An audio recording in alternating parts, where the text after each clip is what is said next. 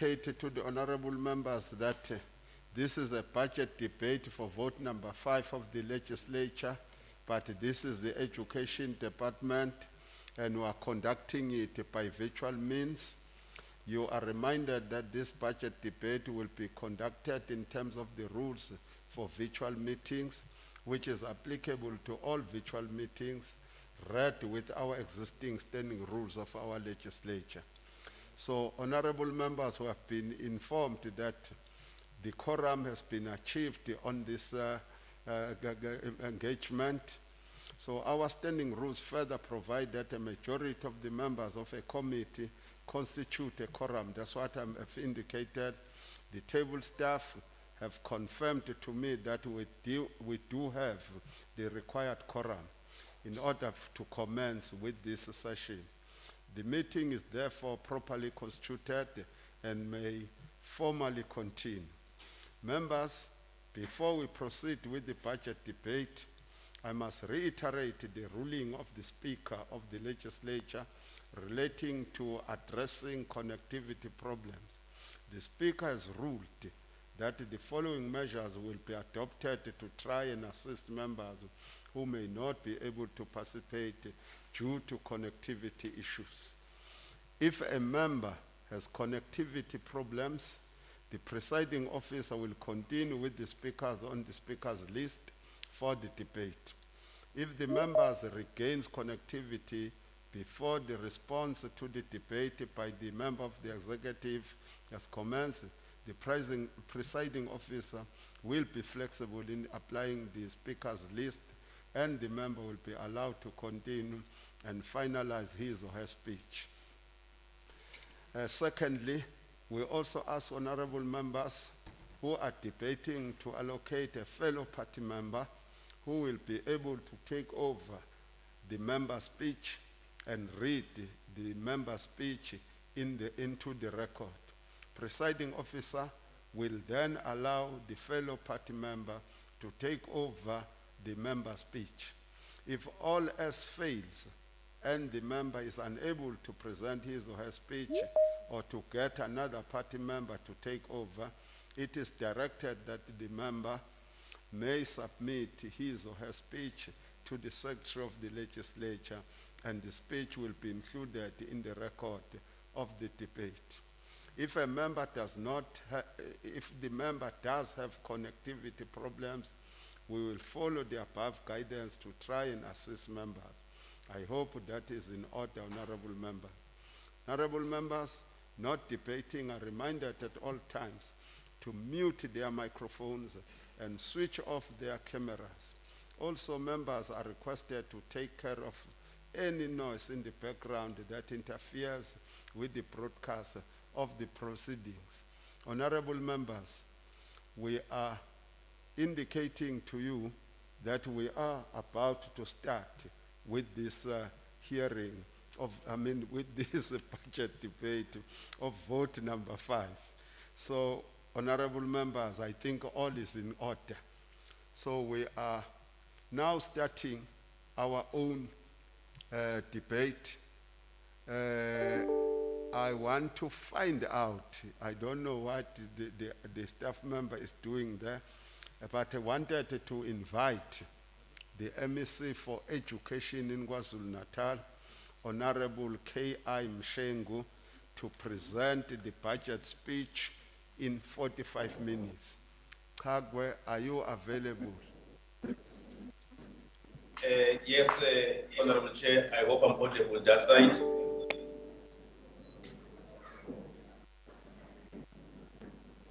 You are audible, Honorable MEC. So we can begin. Thank you so much, Honorable Chair and Honorable members, for affording us the opportunity to present the 2021-2022 budget policy statement for Vote 5 Department of Education. As we table this budget policy statement for 2021-2022, we recall the instructive words of former President Mandela during the Education Africa Presidential and Premier Education Awards ceremony in November 1997, where you observe that, and I quote, our own reconstruction and development efforts, the renaissance of the entire continent, and our successful interaction in the global village depends largely on the progress we make in educating our populations.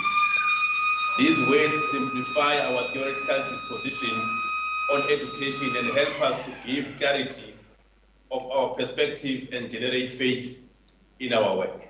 When odds are stacked against us, they remind us that there is no alternative to education in the reconstruction and development effort, the renaissance of the entire continent, and successful interaction in the global village. The budget policy statement we tabled today will outline further necessary steps for a long and protracted journey towards reconstructing our education, making it more responsive, firstly to the demands of the post-colonial and apartheid era, and secondly, to the specific economic demands of African continent and the global economy. As we present this budget policy statement, the impact of COVID-19 continue to define and disrupt our quest of reconstructing our education system.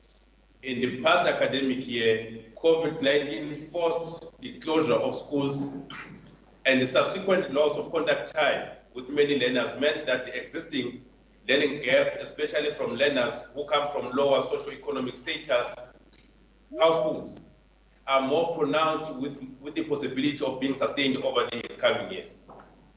Notwithstanding all the difficulties brought by COVID-19, we are proud that our resilient educators and learners entered the battlefield against COVID-19 and emerged victorious. The performance of the system, including the matric class of 2020, is proof enough that when we unite as a people, nothing can stand on our way.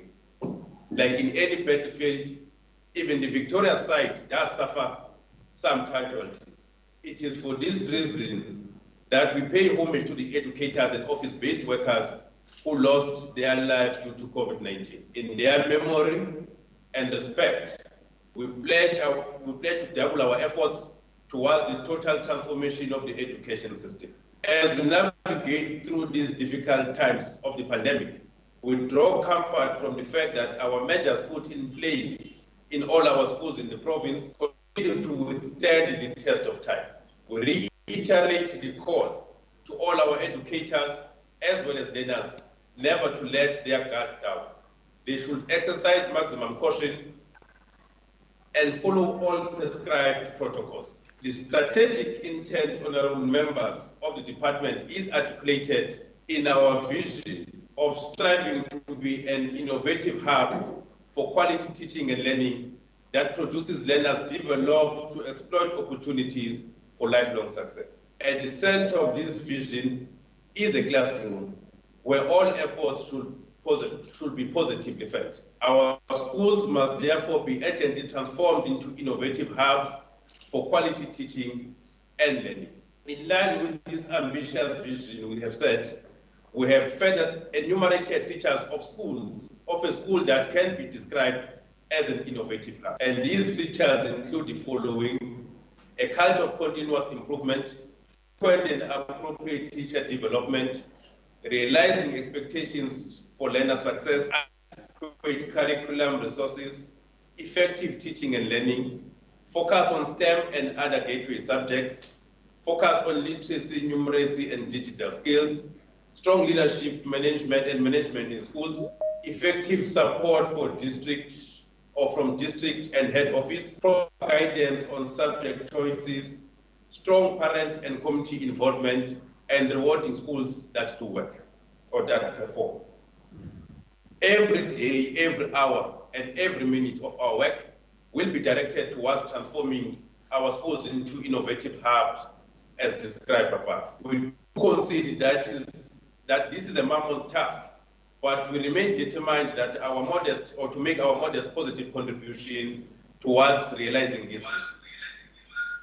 Honorable Chair, the former Vice Chancellor of Education in Colombia, Vicky Colbeck, made a telling observation in the study titled The Worldwide Educating for Future Index 2018.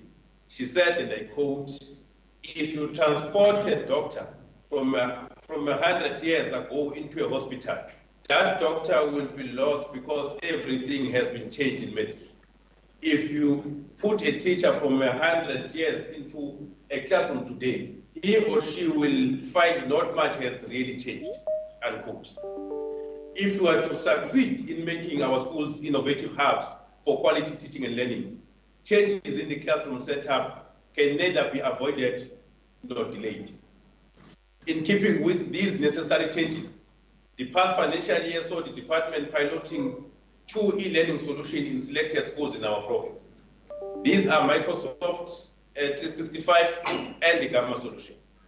The former works with connectivity, while the latter works offline and was piloted in 100 schools in the district of Utugela and Umsinyat. We now are in a better position to determine what will work for the department. As such, we have decided to roll out an integrated e-education to 54 selected schools in this 2021-2022 financial year. The key features of these schools will be the following: access to digital content and cloud-based learning aids and applications, access to internet services targeting 10 megabyte upload and download capabilities in all classrooms, replacement of all chalkboards with interactive smart whiteboards, media/computer centers, fully equipped smart classrooms for virtual teaching and learning, digital libraries, science laboratories, resourcing all educators with laptops, training all educators on the use of ICT in their lesson plans and delivery. All schools to be built and those that will be renovated will have to comply with these features for our new generation schools. Facilitating ease of governance in our schools is also crucial in turning our schools into innovative hubs. Principals, as managers of schools, should spend greatest part of their time within school premises. For this to happen, principals need to be properly resourced to manage schools effectively. We have since launched a program of 1 principal, 1 laptop, with an aim of ensuring that principals are able to work online and reduce traveling time for submissions of reports and attending workshops or meetings that can be done virtually. This will further make it easy for principals to effectively use the HR app in the process of appointing educators and thereby reduce the time it takes to fill a post. The availability of budget will determine the pace of the rolling out of this massive project of modernizing ways of teaching, learning, and governance. Whatever it takes, we are determined to succeed, for failure is not an option. Honorable members, a few years ago, the department identified the need to establish focus schools as a way of exploiting our comparative advantage as the province and further equip our learners with knowledge that will enable them to be compatible with the ever-changing education landscape. Among these focus schools are the following: the Anton Lembede Math, Science and Technology School or Academy, the School of Innovation. On the 15th of February 2021, we officially opened Anthony Lembede Math, Science and Technology Academy. This is the first of its kind in the province, and as the name suggests, the school is focused on math, science, technology, and innovation. The school for this year houses 134 grade 8 learners who are drawn from all walks of life, including those whose background will not have allowed them to access such a school without financial support. To keep the school sustainable yet accessible, 50% of the learners are fee-paying and 50% are non-fee paying. We'll continue to invest more on this school so that it meets the intended objectives. We are already in communication with different leading experts across the country to help the upward trajectory of the school, particularly focusing on curriculum content and management. Second one is maritime school. Among the comparative advantage of the province is its coastline. The ocean economy remains unexplored and has a potential of providing a variety of opportunities in, amongst other areas, gas and oil exploration, shipbuilding and maintenance, tourism, aquaculture, and many more. We have successfully secured a suitable site for construction, and it is expected that we will break the ground in the last quarter of this year. The School of Agriculture remains one of the key economic sectors in the province. The department aimed to increase the number of agricultural schools in the province and had identified Dablaman's combined school to be converted into agricultural school. Startup preparations had been undertaken, working together with the Farmers Association in the area. However, honorable members, we are disappointed that the Farmers Association is now reneging from all the principled agreements reached in areas of cooperation, which make it impossible to continue with Dablamas as an agricultural school. We are, however, pursuing the engagements, but if all fails, we'll be forced to look for another suitable site. On School of Mining and Arts and School of Art, we have commissioned a feasibility study to explore the possibility of schools of mining and that of art in the province. KwaZulu-Natal is endowed with unmatched talent, which most of it remains unprofitable because of the lack of support and nurturing of this talent. Equally, extraction and exportation and exporting raw mineral resources is counterproductive as it amounts to exporting jobs. The failure to beneficiate on the mineral resources is an anomaly that must be confronted urgently, hence the need for a school of mining. The final decision on these two schools will be based on the outcomes of the feasibility studies. Honorable members, as it is the standard practice in developing or developed economies, the schooling system serves to introduce young people to a diverse range of skills through subject packages that are offered in various schools as a way of diversifying opportunities for them as they approach the world of work. In South Africa, we have opted for a three-stream model to diversify educational pathways for our youth and map out a way to deal with the skills shortage and mismatch as outlined in the National Development Plan. We recognize that not all our young people are academically inclined. There are those who are technically in orientation as well as those who are suited for vocational or occupational skills. In response to this, the National Department of Education has introduced a three-stream model where the focus is on academic, technical, vocational, and occupational status. The occupational stream is relatively new and it is piloted for the first time in the mainstream during this academic year. The focus on occupational stream is on low-intensity occupational skills, which individuals can master to start small-scale businesses and to assist them to earn a living straight from the school. The academic aspect, on the other hand, is intended for those who wish to pursue academic and professional qualifications, mostly in traditional universities. The technical vocational stream is explored in the technical schools, mostly aimed at pursuing technically oriented qualifications in TVET colleges and University of Technology. To this end, honorable members, the department has identified at least 10 schools where we are piloting occupational stream in grade 8 for this academic year. And the following schools, Honorable Chair, which are piloting these schools are actually identified in the table. We have tried to spread the pilot of these schools across the district in the province of KwaZulu-Natal with the hope that the outcomes will be positive. Honorable members, in order to create a conducive environment for learners with special needs, the department is building new infrastructure for special schools and upgrading existing ones.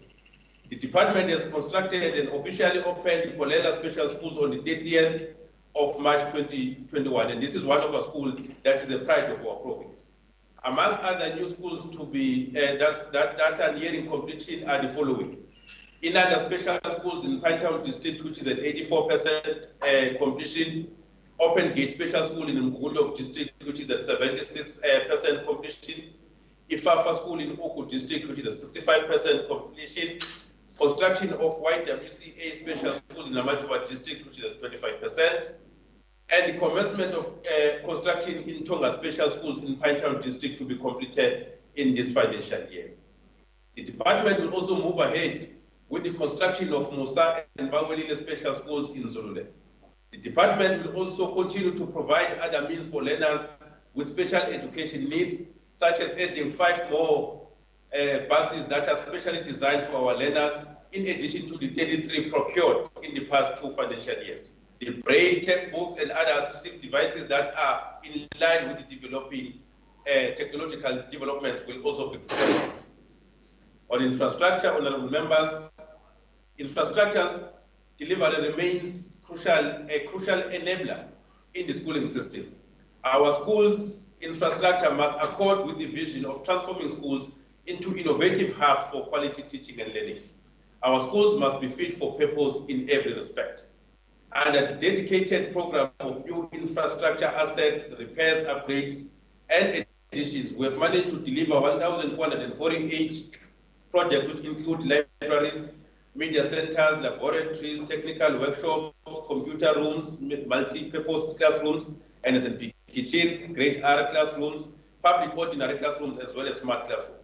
We are proud to report that we have completed 8 schools as committed in the past budget speech, and these are Umtandengwayo Primary School in Pinetown, Ilobu Secondary School in Umlazi District, New Mahlabeni LP School in Mkhanyakude District, Bevu Primary School in Mtugela, Polinyoga Primary School in Zululand, and Bloemfontein Primary School in Erigwala. We'll have to change this Bloemfontein name and give it a proper name.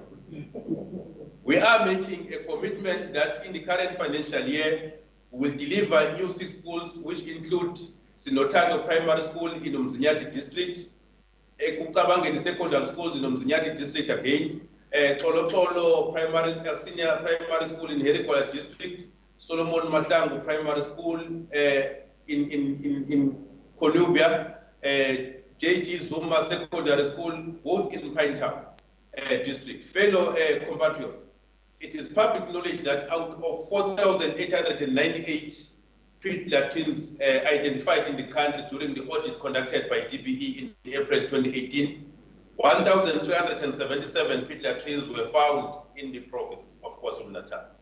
Soon after conducting our study, conducting our own assessment of the pit latrines, we set the ball rolling, working beyond the call of duty in the quest to eradicate the hazardous pit latrines that were still prevalent in some of our schools, especially in the remote rural areas.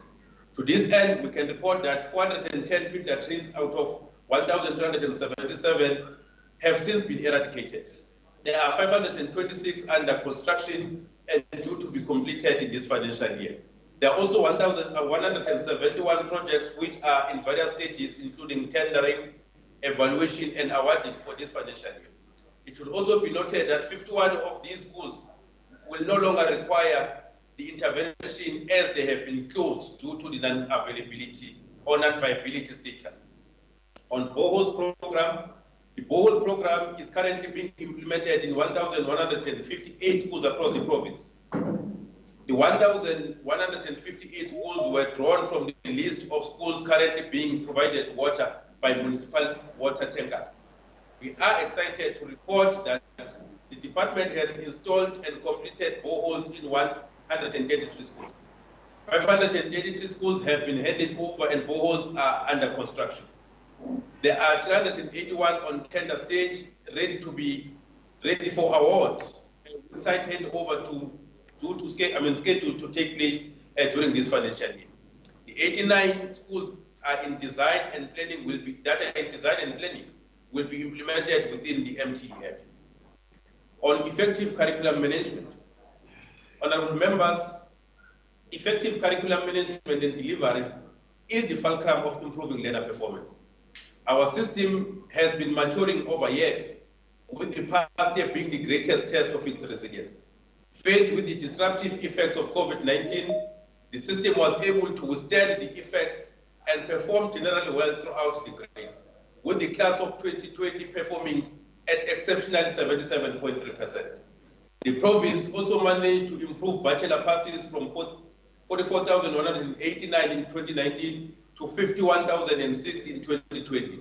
Diploma passes from 32,696 in 2019 to 35,195 in 2020.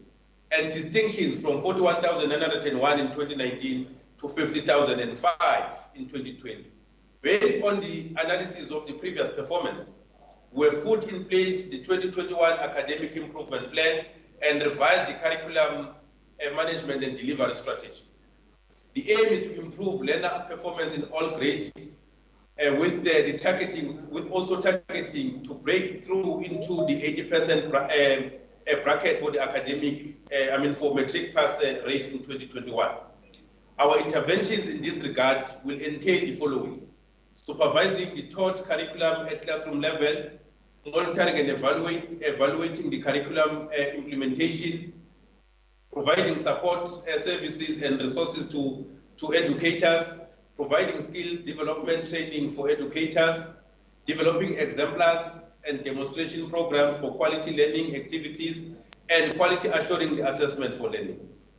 Particular focus will also be given to improve performance in gateway subjects such as maths, physical science, and other technical subjects. This academic improvement plan, honorable members, will remain a pipe dream without educators in class. And this year has been a very difficult year to achieve timeless placement of educators in class. The internal challenges have been compounded by the budget cuts and the movement of surplus educators as we start a new 3-year cycle for their movement. We continue to work with the unions and other stakeholders to ensure that we expeditiously resolve the outstanding placement of educators to our schools. Honorable members, studies across the globe indicate that a learner who has gone through quality foundation phase is likely to perform exceptionally well in subsequent grades. Therefore, if we are to perfect the performance of the entire system, special attention and investment should be given to foundation phase. As part of improving the performance of the foundation phase, in 2020-2021 financial year, the department recruited 1,737 unemployed youth and provided them with stipend and bursaries to go on training in 3 TVET colleges. These practitioners are trained on ECD and QF level 4 qualification, which will be completed in March 2022. The plight of grade R practitioners remains amongst the top priorities for our department. We need suitably qualified grade R practitioners who are paid according to the work performed and the qualifications they possess.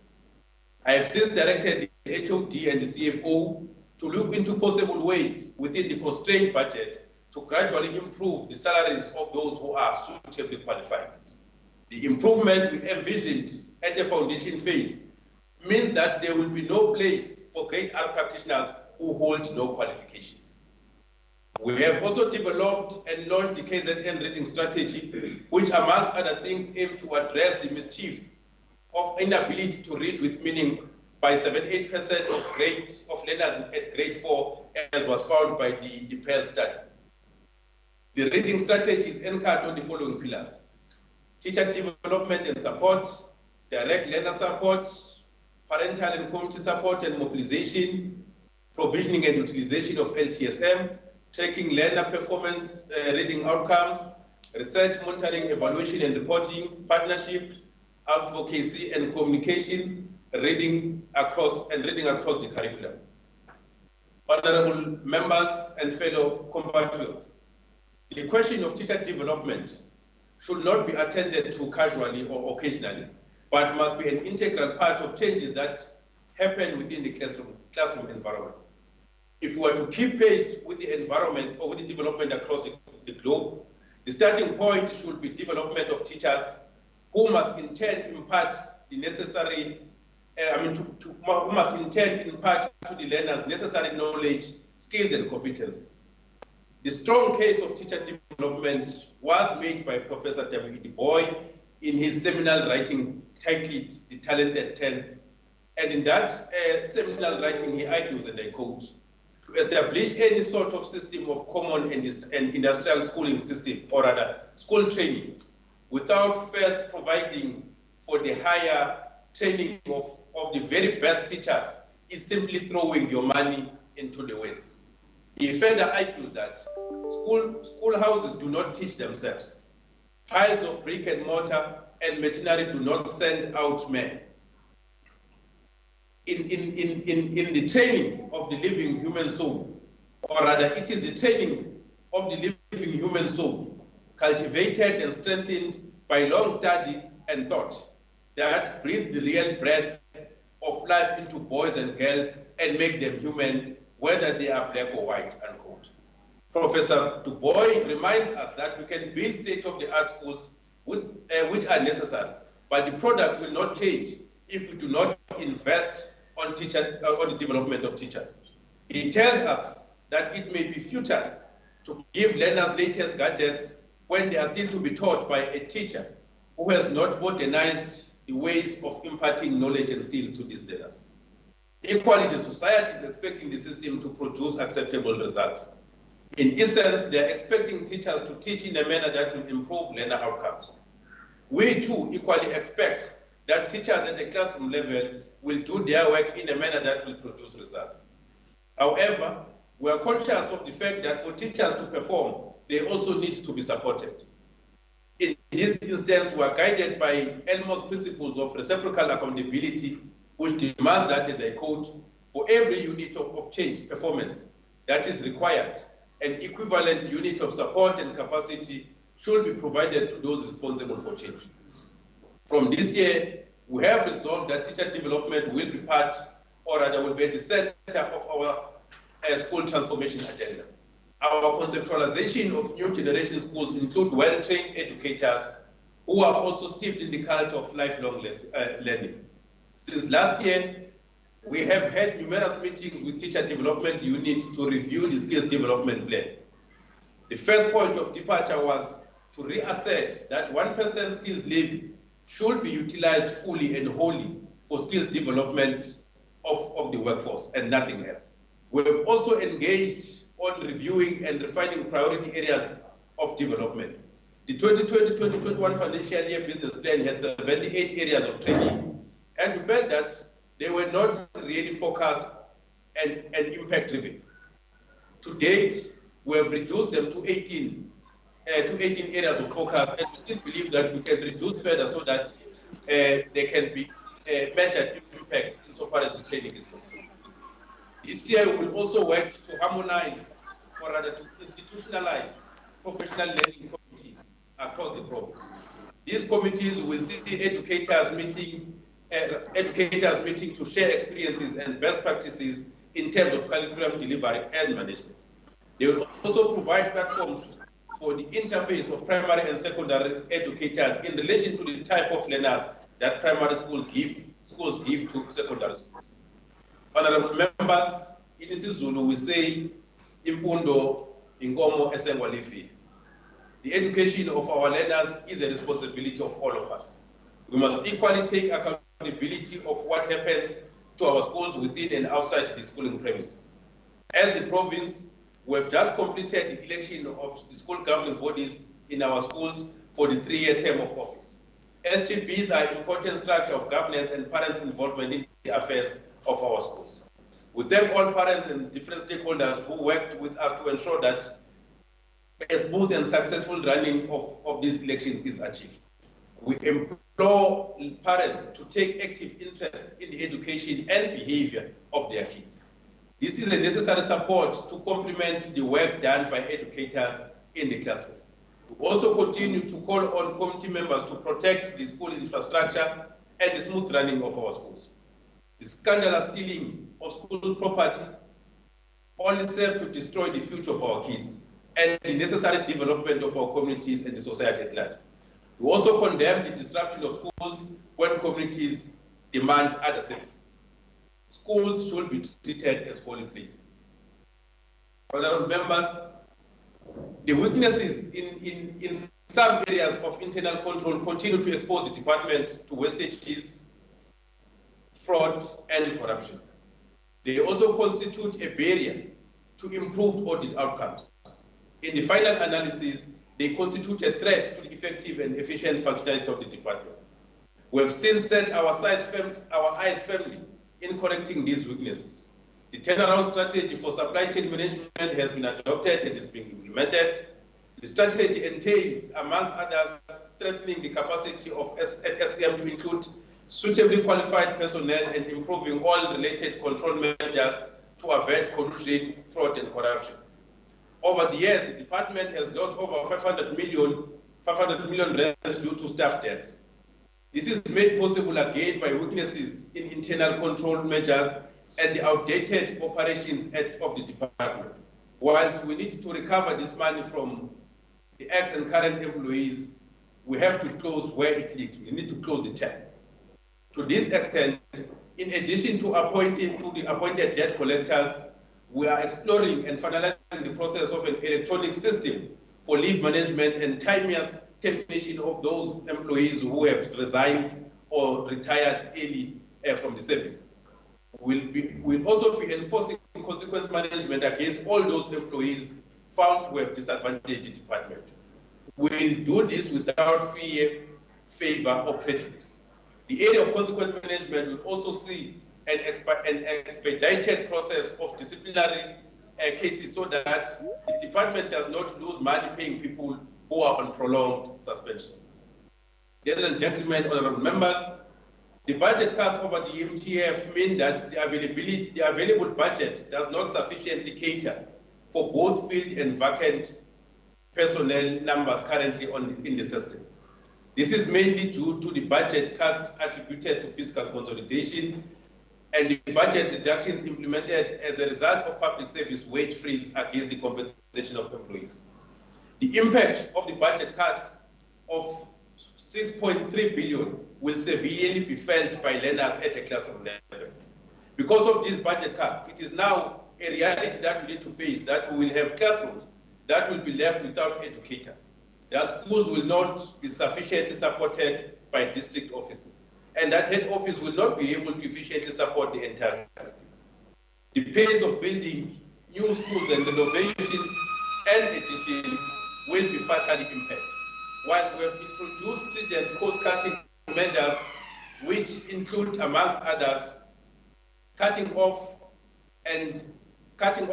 unnecessary and unapproved traveling of staff members, limiting approved traveling kilometers to 1,750, capping KZN cars, petrol cards to 3,000 a month, cutting on legal cost, proper management of staff leave and exit packages, and consolidation of small and non-viable schools. These measures, honorable members, will not, and I repeat, will not fully mitigate against the impact of the budget cuts. Honorable members, allow us to present the 2021-2022 budget allocation for the Department of Education. And the budget is allocated as follows. Administration, 1,880,350,000 rand. Program 2, which is public ordinary schools, 44,177,863,000. Program 3, which is independent school subsidies, 95,799,000 rand. Program 4, which is public special schools, 1,400,246,000. Program 5, which is early childhood development, 1,551,898,000 rand. Program 6, which is infrastructure development, 2,522,973,000. Program 7, which is examination, 1,654,911,000. The total budget for Department of Education 2022-2021 financial year is 53,184,040,000. In conclusion, Honorable Chair, I wish to recognize the invaluable contributions of all members of the legislature across the political lines in giving us support to the work we do as a department. Notwithstanding minor skirmishes, it is encouraging that majority of members in the legislature refuse to treat education based on their political affiliation. I want to thank the Premier and my fellow colleagues in the Provincial Executive Council for the wisdom and the support they give to the department at all times. To the Portfolio Committee on Education, you continue to make our work much more easy. Your role on oversight and ensuring accountability only serves to strengthen our resolve. To our stakeholders, particularly the unions and school governing body associations, we appreciate the frank, brutal, yet progressive engagements we normally hold. You are indeed a pillar of a thriving department. To my family, I thank you for the continued support. I thank you, Honorable Chair. Thank you very much, Honorable Mshego. The MEC for Education in KwaZulu-Natal. You were very clear in your presentation. I was doubting it, working in government offices, they make me panic, but you were very, very clear today. Honorable members, please forgive us for not giving you the hard copies of the MEC speech. You must remember in the 5th Parliament, we took a resolution that we were creating a paperless legislature. So that is part of it. Honorable members, we are now inviting Honorable LXH Hlongwa Madlala, who will present the report of the Education Portfolio Committee. Honorable Madlala Hlongwa, you are having 10 minutes, you should be remembering that.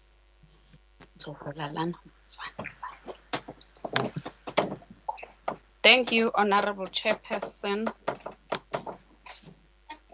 Allow me to deliver the report of the Portfolio Committee. You just give me a minute, Honorable Chair. Honorable Chairperson and honorable members of the House, the purpose of this report is to present what has transpired during the budget process of Vote 5, Department of Education. The departmental draft APP for 2021-22 and draft budget were submitted to the committee on the 2nd of March 2021. This allowed a period of 4 days for the committee to analyze the documents and receive a briefing on them. The 2021 budget for the Department of Education is 53.184 billion, which is the largest portion, 40% of the provincial budget. The overall budget decreased by 3.972 billion, which is equivalent to a 7% decrease, and this has resulted in an allocation decrease for various programs in the department. The Education Portfolio Committee was not able to hold its annual stakeholders meeting. However, a budget hearing with Finance Portfolio Committee was held on the 23rd of March 2021. It was then followed by a Portfolio Committee meeting on the 6th of April 2021. The largest share of the department's budget is utilized for the compensation of employees. The acceptable benchmark for the compensation of employees to the total budget is 80%. The department has exceeded this for the 2021-22 financial year by 3%, inclusive of the conditional grants. The situation worsens, Honorable Chair, when conditional grants are removed from the total budget. The department has approximately 11% left for the operational expenditure. The low transfers to school is of a concern to the committee, meaning that funding to schools will be reduced, thus impacting teaching and learning. The funding to school will be reduced, thus impacting teaching and learning, the core service delivery area of the department. I beg your pardon. Of great concern to the members of the Portfolio Committee, Honorable Chair, is the static nature of the per capita per learner for norms and standards, which is still far below the national recommendation rate. The Education Infrastructure Grant EIG shows an increase of 621 million in the new budget, with the grant amounting to 2.1 billion in 2021-22. The department's focus over the MTEP will be on the transformation of the schooling system, curriculum delivery and assessment, development of strong leadership and management within schools, teacher provisioning, development and support, infrastructure planning and delivery management, provision of classroom LTSM and equipment, NSNP. The National Schools Nutrition Program, NSNP, grant increased substantially to 1.831 billion. This important grant is utilized for the provision of nutrition to learners from disadvantaged backgrounds. The committee was pleased that this grant was not affected by fiscal consolidation budget cuts, but received an additional amount of 104 million in year 2021-22. The committee is mindful that the Department of Education is one of the highest infrastructure spending departments. The focus in the 2021-22 budget year will be on the provision and maintenance of chemical toilets aimed at reducing the risk of the spread of the COVID-19 pandemic, provision of permanent ablution facilities to various needy schools, repairs to storms and flood damaged schools, provision of special schools infrastructure, schools with inadequate toilets, overcrowding, and those requiring specialist classrooms, completion of projects such as Marian Hill Primary School in Pinetown District, Ecabangeni Secondary School in Umzinyati District, and Xaxa Primary School in Amajuba. The refurbishment of various schools such as Butela Primary School in Zululand, Umhlolutini Primary School in Zululand District, Richards Bay Secondary School in King Cetshwayo District, construction and maintenance of ECD classrooms. Our concerns as a portfolio committee were noted in respect of the 2021 budget as follows: the department's low spending pattern for the math, science, and technology grant in the last financial year. The committee believes that if the department continues to slowly spend on this grant, it will miss the opportunity of becoming a mathematics province as outlined in the departmental priorities. The impact the budget cuts will have in the departmental projects such as boreholes, teaching and learning, as well as norms and standards. The migration of ECD, the time the department takes to replace teachers, the commitment made by the department to eradicate pit latrines was uploaded by the portfolio committee and wished that it can be accelerated.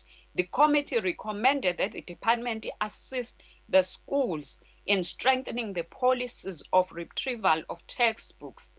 The impact by the budget cuts, thus reducing the affordability of certain educator posts. The committee was, however, encouraged by the department's implementation of a turnaround strategy to manage personnel and rationalization of non-viable schools to address budget challenges. As I draw to the close, Honorable Chairperson, the Portfolio Committee also took resolutions in relation to the APP and budget presentation. A reduction in the budget, noting the reduced budget which will impact negatively on the department's delivery imperatives, the committee resolved that the department should provide a revised plan or impact study relating to the budget cuts in all the programs and sub-programs of the department. Migration of the early childhood program, noting the migration of the early childhood program from the Department of Social Development to the Department of Education. The committee resolved that the department should present a detailed project management plan for the ECD. Committee workshop, noting that the department has many programs and sub-programs that remain not understood and not properly discussed during the portfolio committee meetings. The committee resolved to hold a 2-day workshop whereby the department will take the committee through its programs and operations. Adoption of the budget 2021-22.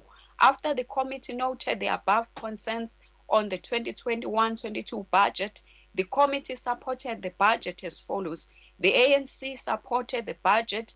The IFP adopted the budget with reservations. Minority parties supported the budget. The Democratic Alliance supported the budget with the reservations. In closing, Honorable Chairperson, I would like to express my appreciation to the MEC Honorable Mshengu, the head of the department, Dr. Nzama, the Chief Financial Officer, Mr. L. Rambaran, and all the officials of the Department of Education for doing their utmost best to improve the state of education in our province. Many thanks also go to the members of the Portfolio Committee for their positive contributions towards issues pertaining education. In addition, my appreciation goes to the support staff of the committee for their valuable input to both the budget and the APP. I hereby present the report of the Education Portfolio Committee, Honorable Chairperson. I thank you. Thank you very much, Honorable Member. We are now inviting a speaker from the African National Congress, and this speaker is afforded 9 minutes to debate, and this is Honorable Mahlala. We're handing over to you, Honorable Member.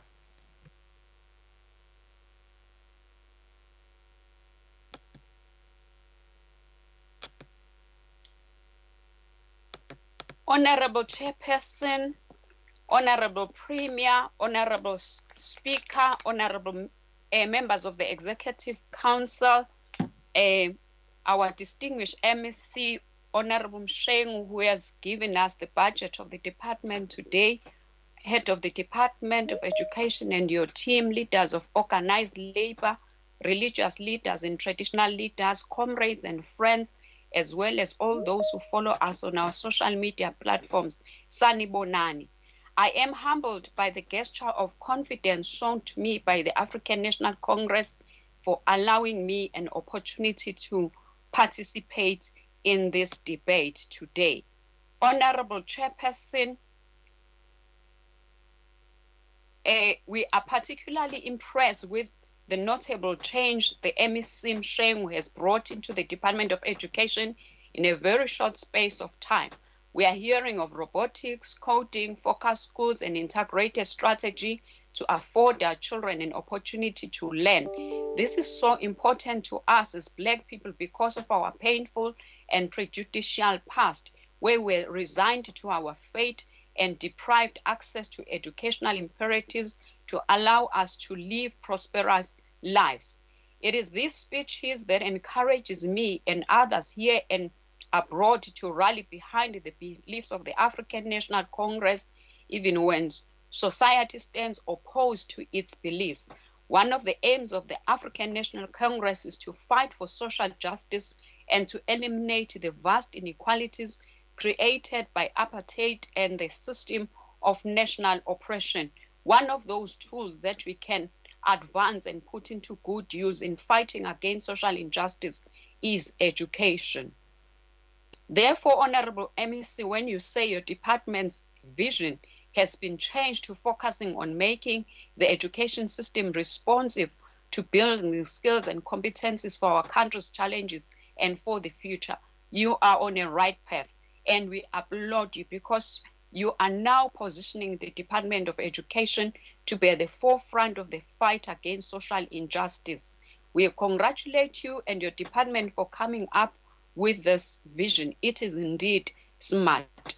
Our future is in the hands of our young people, and therefore they need tools and opportunities to be prepared for the changing marketplace.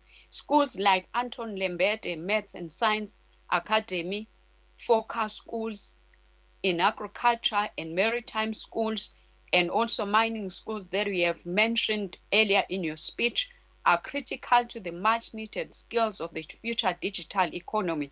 Our economy needs solving problem skills for innovation and science, creative thinking and creativity, and creative writing, just to mention a few. The ANC notes with pride the system's resilience as we face the invisible enemy, COVID-19. The Department of Education has demonstrated to all of us its preparedness to be responsive now and in the future when it comes to pandemics, when it also comes to technological advancements and artificial intelligence. We are excited to note that in this transition, teachers will not be left behind in the training and development. However, it is concerning, Honorable Chairperson, that this so much anticipated change in the delivery. We are excited to know that teachers will not be left behind in the retraining and development. However, it is concerning that with so much anticipated changes in the delivery site, which is the school, no specific amount is allocated for this very important performance area that is meant to close the gap between the poor and the rich. Professor Hayes Mizal says professional development is not effective unless it causes teachers to improve their instruction or causes administrators to become better school leaders. And therefore, we cannot agree with you more, MEC, when you underline the importance of training and development as central to curriculum delivery in this, our era.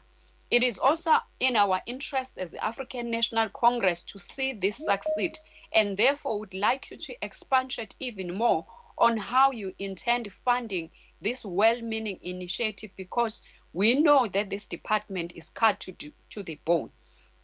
In this Africa Month, Honorable Chairperson, I borrow from Kwame Nkrumah's education policies, which rested upon a belief that every individual had an equal right to basic needs. He stated in 1964 that, I open quote and quote, every child needs to develop his talents to the fullest degree, regardless of the wealth of his parents. This seems to align in part with the call to open doors for learning and culture for all as espoused in the Freedom Charter. The ANC's current approach, as we see in this department, in asserting it as a game changer and saying that education for each individual hold an intrinsic value. No individual is to be seen as a means to an end, as had been the case during colonial rule, when the individuals in the country were widely exploited for the wealth they could generate, not for what they could become and do for themselves. Honorable Chairperson namalunga alendlu, siyabonga kakhulu ukuthi umnyango wethu sewenze omningi umehluko ezimpilweni zabantu bakithi, ikakhulukazi abantwana, kusukela ekubapheni ukudla ezikolweni nokubanika imfundo yamahhala, laba bangathathi indawo, ukubanikezela amabhasi okuhamba baye bafike esikoleni ngesikhathi, nokubafundisela amagumbini anobuchwepheshe njengalokhu kade esho umphathiswa, ukubalungiselela ikusasa eliqhakazile. Lokhu kungezinye zezinto ezifaka lokho okuqukethwe kusomqulu wenkulu, ezifakazela lokho okuqukethwe kusomqulu wenkululeko wethu, la uthi khona usomqulu wenkululeko iminyango yokufunda neyamasiko iyakuvulwa. Lokhu sikubone kakhulu kulesi sikhathi sihlaselwe ukhuvethe, ngokuthi uhulumeni wethu ufake imali eningi ukuthi kuthengwe amanzi ukusiza abantu ezikole zasemakhaya nalapho izikole zingenawo amanzi khona. Sibuye sabona futhi uhulumeni wethu efaka imali eningi ekutholeni othisha abangabasiza, teacher assistants, ukwelekelela othisha ngomsebenzi omningi esiubona ezikoleni. Okunye futhi umnyango wethu okwenzile njengalokhu ungqongqoshe kade esho, ukuthi usohlelweni olukhulu lokuthi kufakelwe ama-boreholes ezikoleni zethu, njengoba sazi sonke ukuthi isimo samanzi South Africa naKwaZulu Natal sisimise manzozo. Lokhu kuzoletha amanzi ezikoleni zethu, kuzolekelela nangenhlanzeko. Nakuba sihlalo sibonga umsebenzi omuhle kangaka owenziwe umnyango wezemfundo esifundazweni, kuso isimo semali eyehla njalo njalo, njengoba ungqongqoshe kade sibikela ngokuthi umnyango wethu kulonyaka wehliselwe imali ngegidi ezigidigidi eziyisithupha. Sisasilele kakhulu ohlelweni lokufakelwa nokwakhiwa kwezindlu zangasese.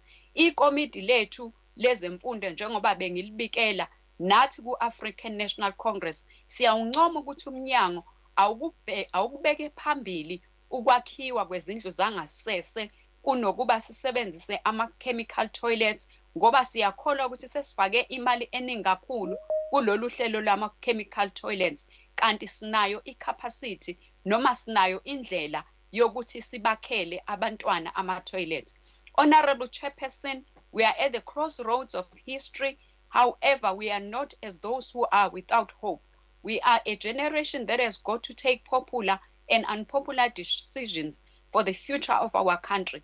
The Department of Education has decreased from 57 billion in year 2020-21 to 53 billion. Your time is up, Honorable Member.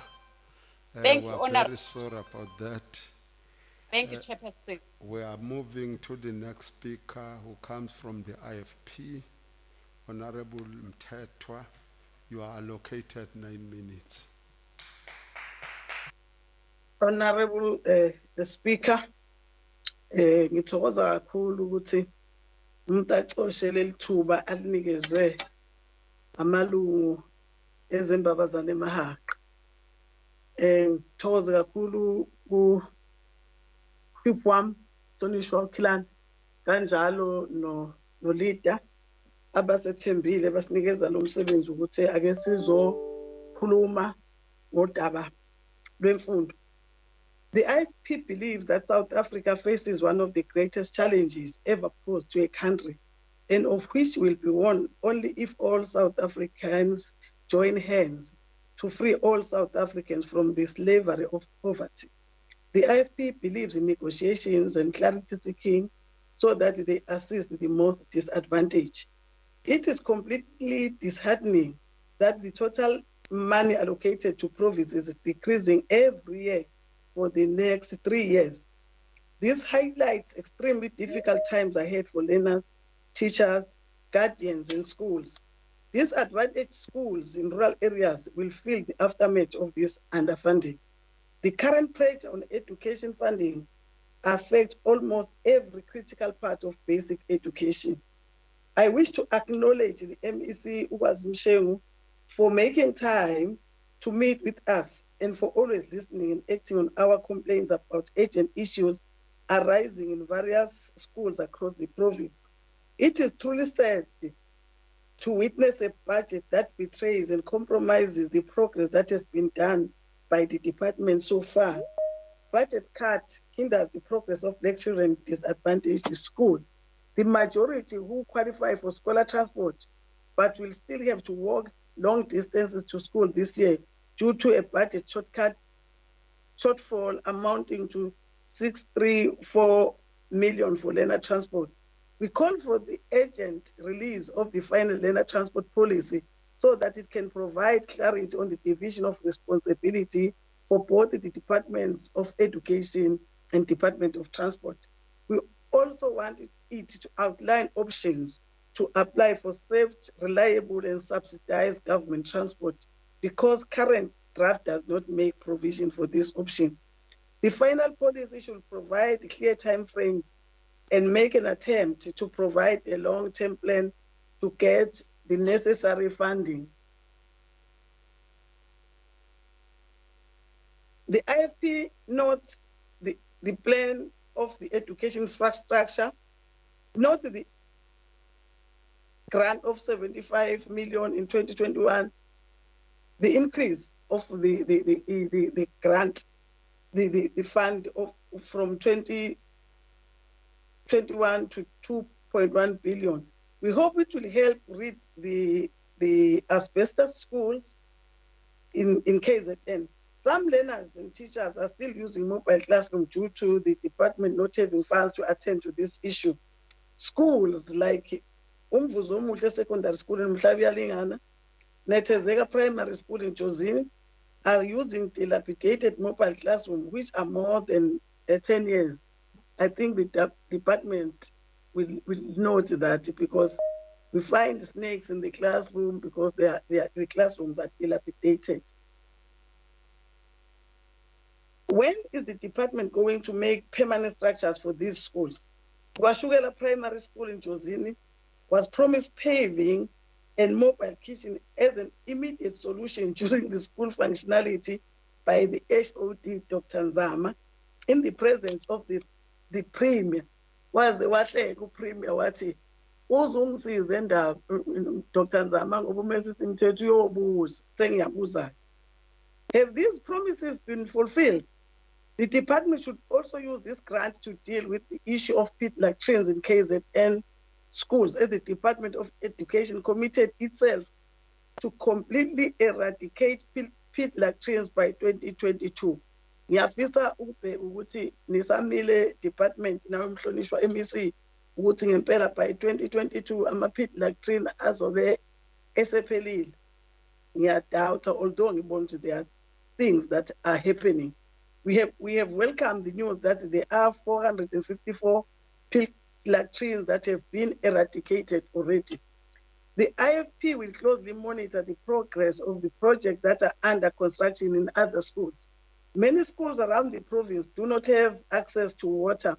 Water tankers that deliver water to schools have inexcusable delays. Honorable MEC is aware that about 3,000 schools are not connected to municipal water lines and has promised a 1,158 borehole drilling project. We urge that this project be expedited to solve the water issue, and boreholes should be functioning by the end of this current financial year. We applaud the introduction of the Profound Learning Disability Grant to assist learners with profound disability. We urge the MEC to put pressure to the National Department to fully implement the Principle of Education White Paper 6, which outline special needs education. The MEC should also speed up the renovation of Nongoma Special School, that is Musa Special School, but I've heard that he said something about it today. I'm happy that there is something happening. And also the building of Zamimpilo Special School in Waiteza, which was promised 20 years back and nothing has happened so far. And we see new school being built and this one is neglected. I think we need to find solutions to that. Less than a month ago, Honorable MEC, many unemployed qualified teachers marched to the offices of the Department of Education over the online process used in recruiting teachers, the KZN Qualified Educators app, calling for it to be scrapped as it has been problematic for users. The app must be fixed. We should see it helping to absorb unemployed teachers because many schools in KwaZulu-Natal are still without teachers. The reallocation of surplus teachers should be expedited with agency. And also here, I think allocate teacher from one school to another. Close to it. Teacher because school A, school B. Nikumonitor njengoba asikho isikole sifuna ukuthatha abantu abanga-perform kahle. We applaud the presidential economic stimulus that employed education assistants for 5 months, but we are pleading that it must not be 5 months because schools need those teachers. But we also want to know what plans does the department have to employ unemployed teachers. As the IFP, we are not happy with the department's low spending in math, science, and technology. Critical posts in the maths and science should be urgently addressed. We call upon the MEC to continue putting pressure on the National Treasury to provide more funding for filling critical vacant posts. They should understand that the budget cuts have made it impossible for the department to reprioritize other important programs. We note that the department received unqualified audit findings, which has been the case in the last 3 years. The department needs to pull up the socks to achieve a clean audit without findings. The irregular expenditure of 1.58 billion is a big concern as the overall balance now is 6.5 billion. Angithi nama plan ukuthi ama irregular expenditure anak. Similarly, with the 2019-2020 fruitless and wasteful expenditure amounting to 7 million, that is not good at all. Honorable MEC, we want to see officials who continue to disregard accounting rules, regulations, guidelines. Your time is up, Honorable Member. I'm very, very sorry. I noted very late that Honorable Hlopha Mthethwa was not switching on her video. I'm humbly requesting honorable members who are connected virtually to switch it on. I noticed very, very late. I couldn't disturb her. Now the next speaker is coming from the National Freedom Party, is Honorable V.R. Mlojwa, and he is allocated 3 minutes.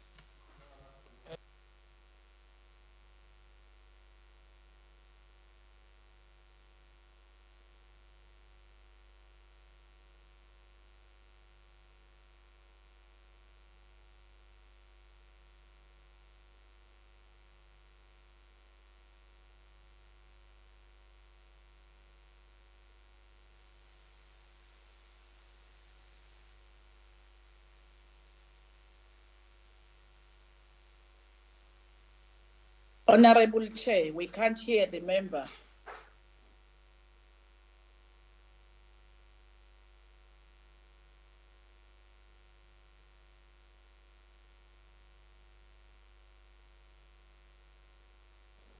Honorable Chair, akuzwakala ukuhlonishwa. Honorable member, they say you are not clear.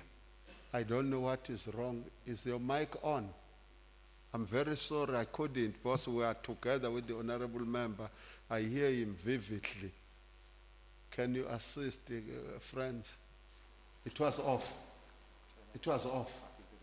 Or you can start afresh, my honorable member. 1 2 1 2. Are you hearing, honorable member, who are connected virtually? Yes. Yes, honorable Mlojwa, can you continue? Yes, start afresh, my Thank you.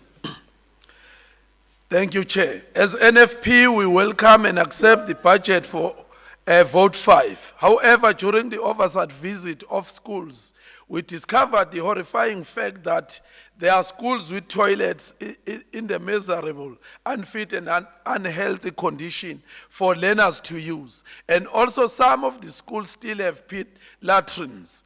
If pit latrines were eradicated as promised years ago, we would not have had kids falling into pit latrines due to failures in the provision of ablution facilities. Sihlalo, sicela uba u-MEC nomnyango wakhe bake bayophenya lapha kwaCaca Primary School eMajuba.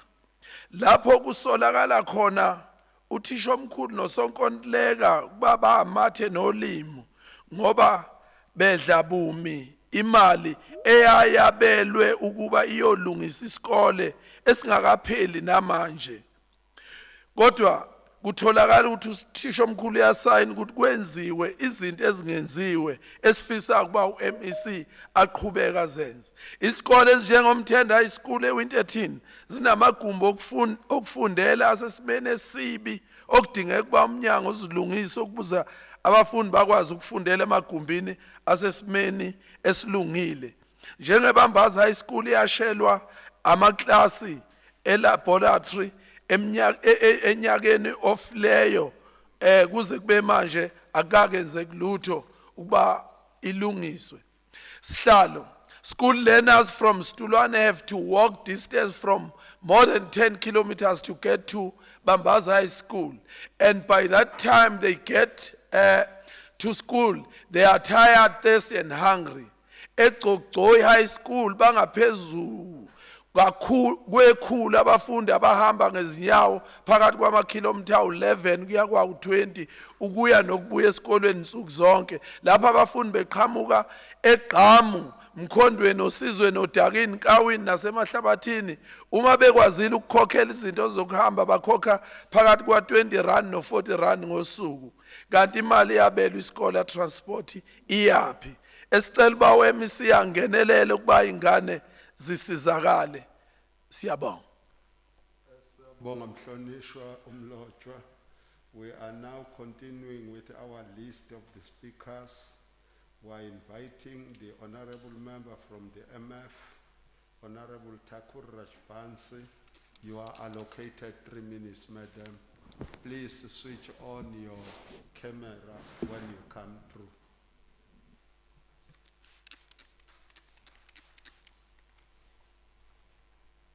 Are you available for the debate, honorable member? Thakur Rajvansi. It seems as if she's not around. She might be part of other debates. But if you come in, ma'am, we'll allow you the space as per the rules. We are now continuing with our speakers list. We're inviting the speaker from the African National Congress, Honorable H.S. Dlamini, for 8 minutes. Thank you, Honorable Chairperson, Honorable Members, Honorable MEC, ladies and gentlemen. Honorable Chairperson, Honorable the Premier Kuzeni, when he addressed the Freedom Day commemoration at the J.L. Dube Memorial Site in Nanda, during Durban, alluded, and I quote, "During these 27 years of freedom, we have honored the commitment in Freedom Charter that the doors of learning and culture shall be opened. Free schools and free higher education for the poor is one of the milestones of our democratic society. In spite of the declining tax venues and a difficult economic climate, NSFAS is a beacon of hope for the African child, the girl child in particular," close quote. He further alluded, I quote, "Mam Charlotte's legacy must be honored by valuing education, fighting patriarchy, gender-based violence, and protecting our institutions," close quote. Hlalo ibullying iyakhathaza ezikoleni, ibukeka izinga layo liphakama kakhulu. Besingacela ukuthi umphathiswa wezemfundo, umhlonishwa uMshengu kanye nomnyango waka-Justice basondelele eduze ngoba ibullying ezikoleni isicishe ifane nalo nje ukhuvethe, imbi kakhulu. Honorable members, kindly allow me to pass my heartfelt condolences to all those in the education sector who lost their colleagues, relatives, and friends due to this brutal pandemic of COVID-19. Kwangayimphefumulo yabo ingalala ngoxolo. KwaZulu-Natal, like all other provinces, is carrying a burden of COVID-19 pandemic and faces a record of deficit. Hence, our budget has adversely affected schools greatly. The 7% decrease on the budget has brought about a portion decline for various programs in the department. Nonetheless, lessening is not in accordance with inflationary adjustment of compensation of employees, COEs. Honorable members, this implies that still the COEs numbers for year 2021-22 and year 22-23 will remain as they were in the year 22-21, 2021 financial plan, which really saddens us. While the department reprioritized within baseline to address the shortfall, however, still the budget was not enough, as the budget cuts of 6.604 billion, 9.375 billion, and 11.703 billion over the year 2021-2022. MTEF will be 6.114 billion, 6.996 billion, and 6.973 billion, respectively, in field vacant administrative and educator posts. In spite of all the challenges this department is confronted with, it continues with the provision and maintenance of ablution facilities, water, the repairing and completion of most infrastructure projects, which really need to be applauded. Honorable MEC Mshengu Mfethu, we want to say we remain proud of the hard work that department executes daily. Quebec, Chairperson,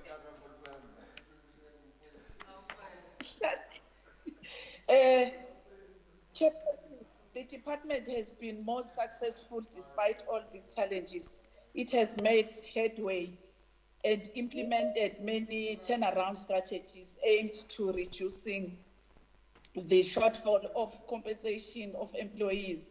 Honorable Chairperson, allow me to name just few. The implementation of an ICT strategy which would decrease travel and accommodation, controlling overtime, auditing unused buildings and schools, reducing buildings, leases, and procure their own premises, focusing on the construction of boreholes to save on water. We also know ukuthi umnyango kade usupply ikole ngama laptop nama iPad, which is part of fourth industrial revolution and online learning. As I am concluding my debate, honorable members, we as members of the African National Congress will ensure that we exercise our oversight role accordingly in ensuring that the province of KwaZulu-Natal receives quality education and learning in schools, that teacher development is prioritized in order to provide the best quality teaching to the learners of the province. Lastly, Chairperson, allow me to strongly indicate that this department deserves really more allocation than the table budget due to this responsibility. It is charged with understanding that the African National Congress takes education an apex priority. However, with that being said, we also fully understand our economic outlook or difficulty. Hence, we are confident that the Honorable MEC and his team will continue to diligently implement their programs accordingly with this limited allocation, and will be able to facilitate quality teaching and learning in a conducive classroom environment every day. I-ANC iyasisekela isabelo mkece. Enkosi mhlali ngaphambili. Thank you very much, Honorable Dlamini Mfethu. We are now inviting the speaker from the DA. Mali. Honorable Kika is allocated 8 minutes. Kika Mfethu. I'm always angry. Not really. Chair, may I crave your indulgence? Can I see the clock somewhere here so that we know our time, Chair? Otherwise, thank you so much, Chair. Thank you. Can you start, please? Greetings of peace to everyone. Honorable Chairperson, at the outset, allow me to welcome all those initiatives that have been introduced and are already in place for the benefit of our learners and all of our citizens. And then to honor all of those tens of thousands of educators who daily go beyond the call of duty, and not forgetting the loving parents and guardians of our learners. In building a capable state, of primary importance is to ensure that we make schooling a priority, and not just schooling, but quality education versus churning out batches of young people that are already added to the long lines of unemployment as we see daily. We see that there is a constant justification of failed policy, so much so that the elite and connected corrupt have become complacent with mediocrity and the systems they themselves have put in place to perpetuate their graft at the expense of our learners and citizens. Corruption is a cancer that steals from the poor, eats away at governance and moral fiber, and destroys trust. Zolik was correct when he said this, and it is what comes to mind when I hear the ceaseless plaint about the budget cuts as the cause of all our woes. Well, we know why we are in this situation. Now, not all provincial governments are corrupt, and I will cite an example of a couple of them from elsewhere to demonstrate how, without stealing the sugar from people's tea, a lot more can be done. Like him or not, Lee Kuan Yew once said, once a political system has been corrupted right from the top leaders to the lowest rungs of bureaucracy, the problem is very complicated. The cleansing and disinfecting has to start from the top and go downwards in a thorough and systemic way. It is a long and laborious process that can be carried out only by a very strong group of leaders with strength and moral authority derived from unquestioned integrity, not by those with aces up their sleeve. And the pun is intentional. So when we have a department in the stranglehold of its social partners, where nepotism is the order of the day, such as the alleged appointment of a circuit manager in Mfana, by the wagging of a finger of someone in high office, of someone else with a poor track record in maths and science, to try and improve maths and science there, it is nauseating.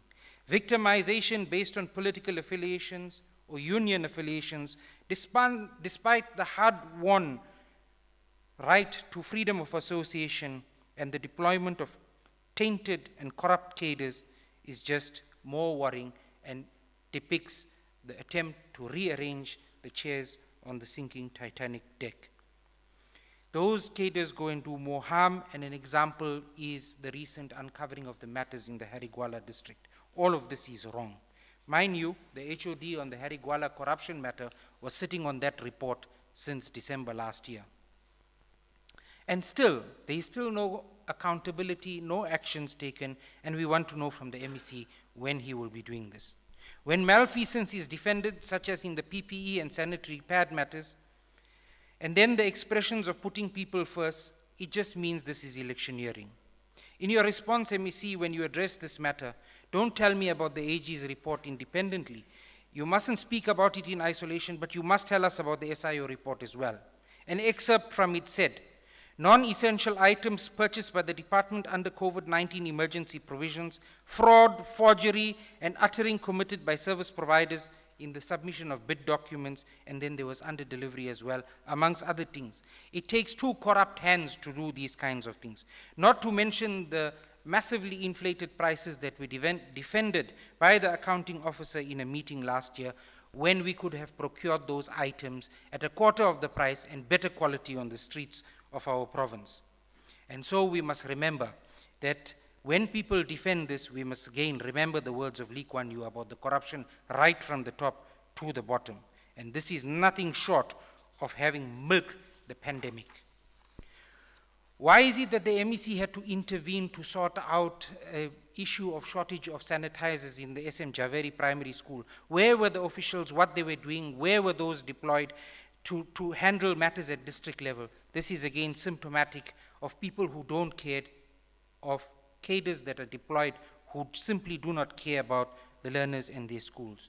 We know that compensation of employees and the filling of posts is affected by the budget cuts, but we also heard from the MEC who conceded on the 23rd of March that this was compounded by the procurement of PPE, Chairperson. If there was no skullduggery, you must agree that we could have filled more posts and more could have been done on the ground. Employees in this department spend 14 million rands a month on SNT. This amounts to some 168 million rands a year. Without accountability, they just think that this department has a card which they can swipe even if they're going to fill up, buy groceries. This expenditure requires urgent attention, audit, scrutiny, and of course, at the end of the day, they mustn't just be moved out. These fraudsters must be fired. In KZN, learners receive 581 rands less when it comes to norms and standards. This has a knock-on effect right from the quality of education provided, minor maintenance so that rain doesn't fall on learners' heads or through broken windows it sprays on them, that school domestic bills can be paid, procurement of textbooks, remembering that in KZN we have a shortage of some 5 million textbooks, and there is little wonder that SGB posts cannot also be funded. In the Western Cape, we know that they have the highest retention of learners from any province in the country, and that is why and this stems from ensuring that there is no compromise on the norms and standards. We have 6,114 posts that are vacant, and it will worsen in the outer years. 3,049 of these are in senior management positions, and there's been very little movement in there, while qualified educators are sitting at home or standing on street corners looking for jobs as a result of this self-inflicted problem. So we won't have, if we manage the funds properly, incidents such as Quarry High School in Newlands, where parents took to the streets, burning tires, protesting, because for months on end, there have been no educators in the classroom.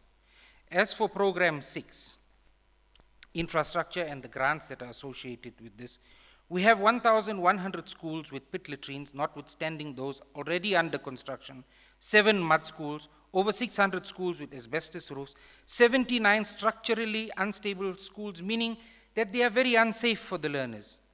The department's mismanagement of funds will result in infrastructure projects possibly being halted, and we've heard from the former MEC of Public Works who painted a grim picture of her department at the time being brought to its knees because this department was not able to honor its payments to that department. If the accounting officer continues to hold his head high in view and in light of all this, it is nothing but a shame. The further pressures on this program, from expenditure on the provision of chemical toilets and the desludging of storm damage and the desludging of those toilets and repairs of storm damaged schools, and even the maintenance at district level offices. Your time is Chairperson. up, Honorable Member. Thank you, I'll be back. Honorable members, we are moving ahead with our program. We are inviting Honorable M.E. Pagati from the ATM, and he is allocated 3 minutes. Are you around, the Reverend? Seems as if the Reverend is not around. We are moving further to Honorable S.E. Manele from the ACDP, and he is allocated 3 minutes. Are you available, Bishop? So the Bishop is not available. We are moving to the Speaker from the African National Congress, Honorable A.G. Mapena, and she is allocated 10 minutes. Please don't forget, Honorable Member, to open your video. Thank you, Chairperson, and thank you for this opportunity. Greetings to the Speaker of the House, Madam Nontebeko Boyce, our Premier Honorable Sihlezi Galala.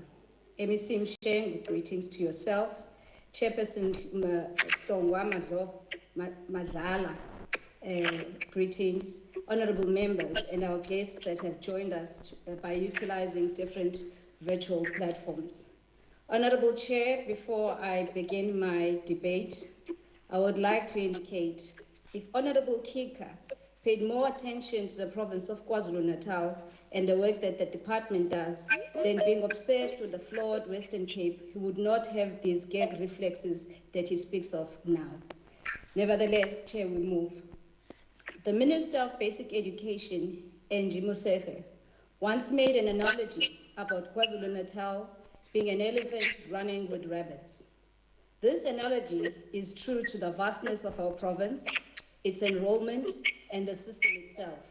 Alas, to give reality to the analogy, our historic challenges in the province as it relates to the Department of Education are the size of an elephant. Our budget are, however, a size of a rabbit.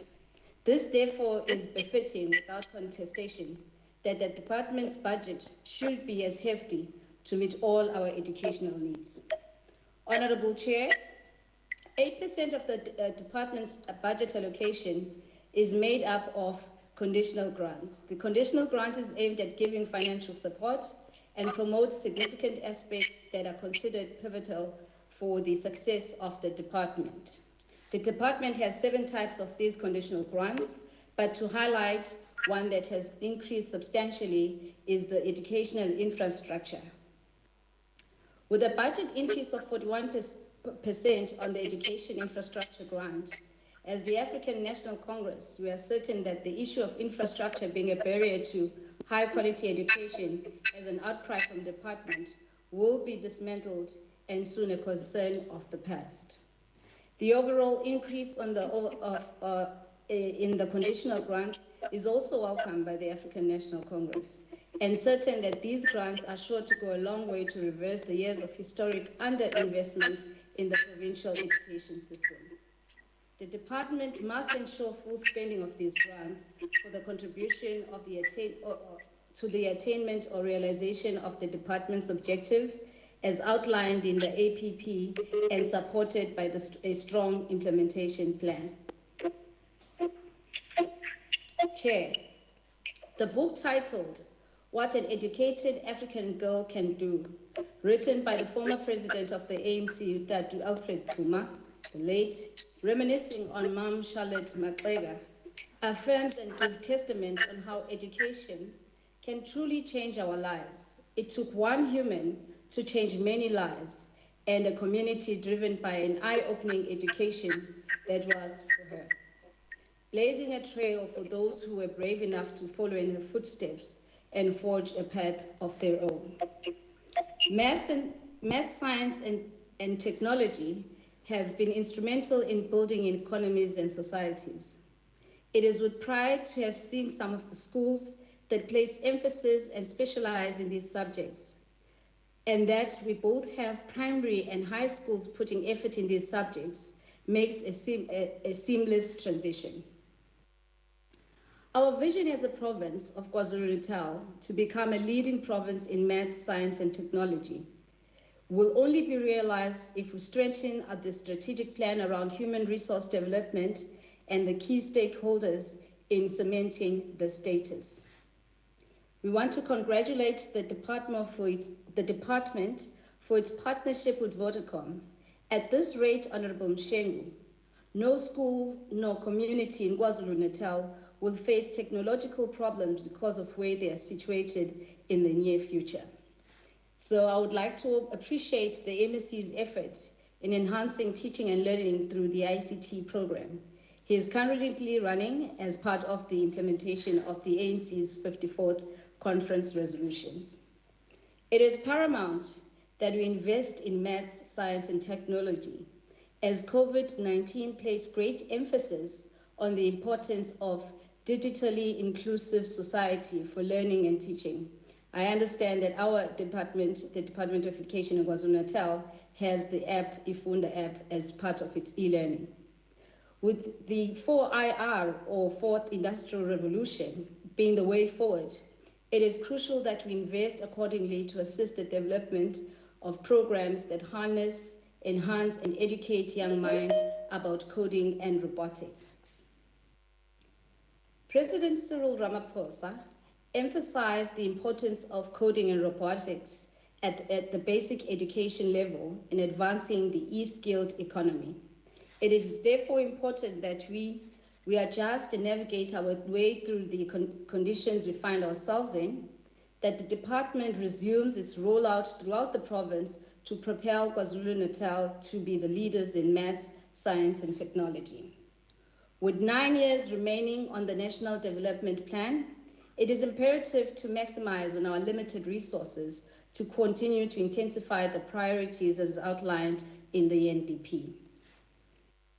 Honorable Chair, in closing, allow me to quote President Cyril Ramaphosa on South Africa's support to the people of Palestine.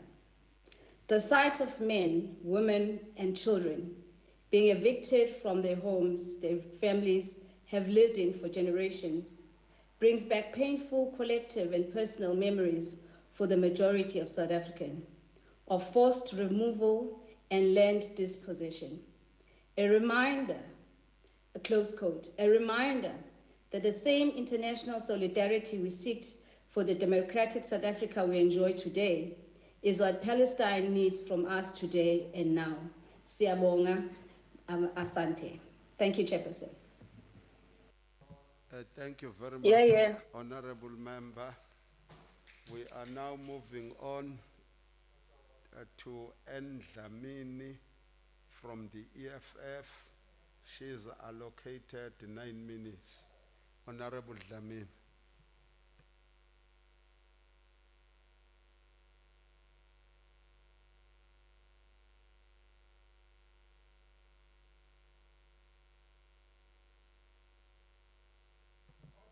Honorable Dlamini, are you still around, madam?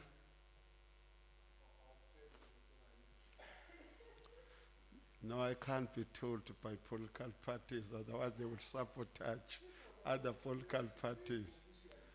Honorable members, we are continuing with our program Yes, God. and we are inviting Honorable Kika from the DA, and he is allocated 4 minutes. Honorable Kika.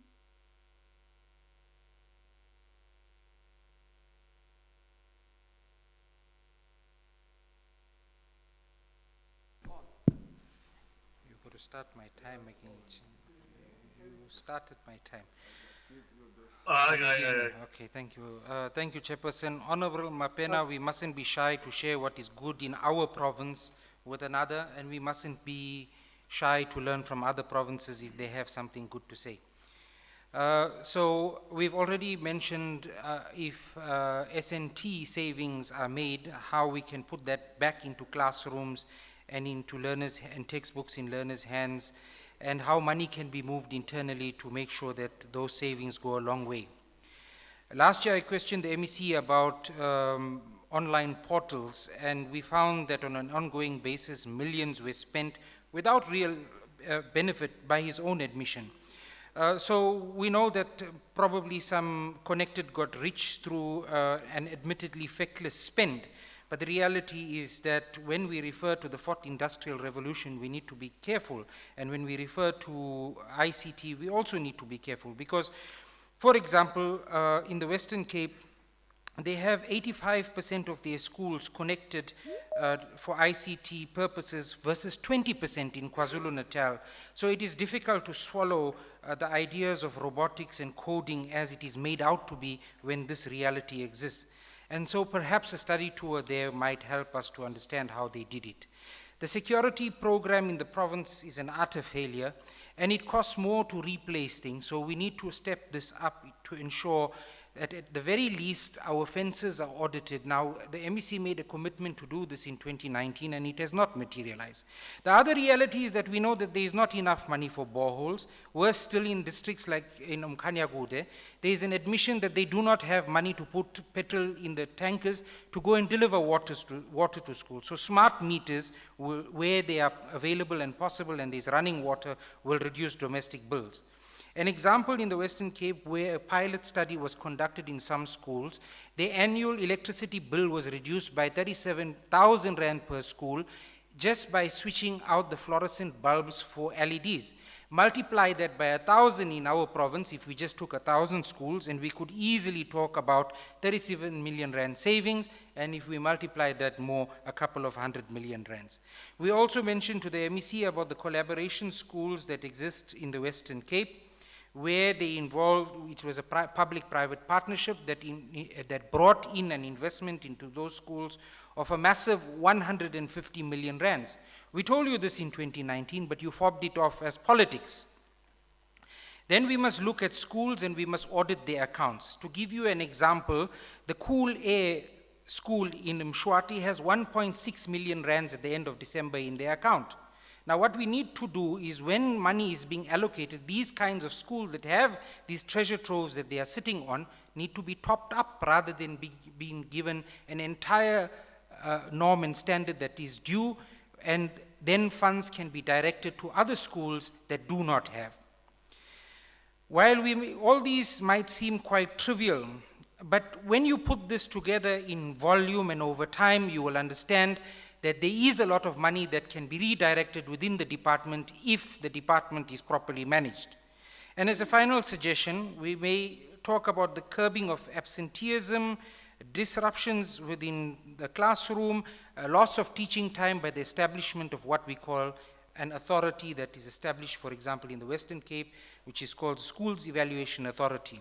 Now, this is an authority that is established through provincial legislation that ensures that there is quick intervention through the office of the MEC to make sure that. 7 seconds have expired.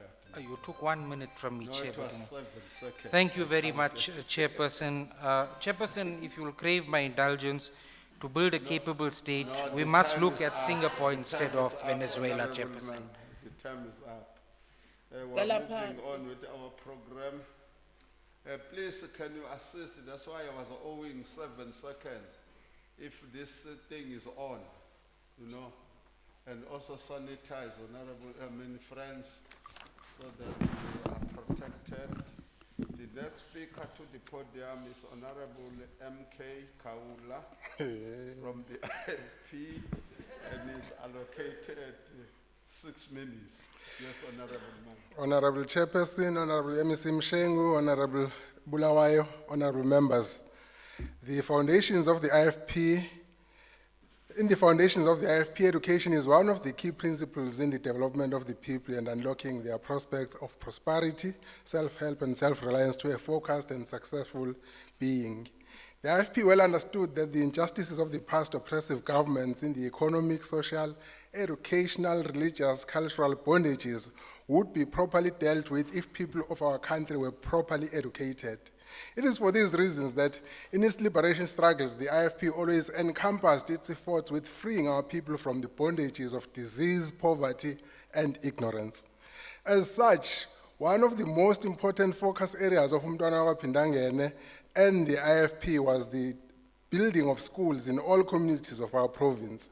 This present government of our province today is able to boast being the biggest education department in the country with more than 6,000 schools in its operations. The foundations of these achievements were adequately laid by none other than Umntwana Wakaphindangene. Thank you, Sheng.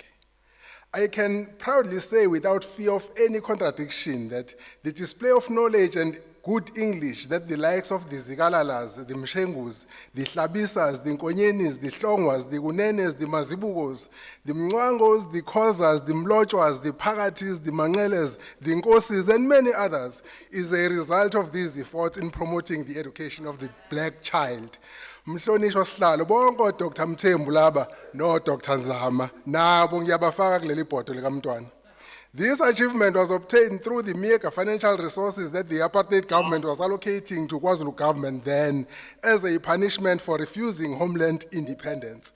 Post-1994, when equality was obtained, when the allocation of resources is no longer based on the color of the people, we expect the democratic government to focus more on the quality of education that our system is delivering to our youth. The IFP appreciates the opportunity we have had with the MEC to discuss a variety of issues and concerns pertaining to education. The Honorable MEC has promised to give attention to the issues we have raised.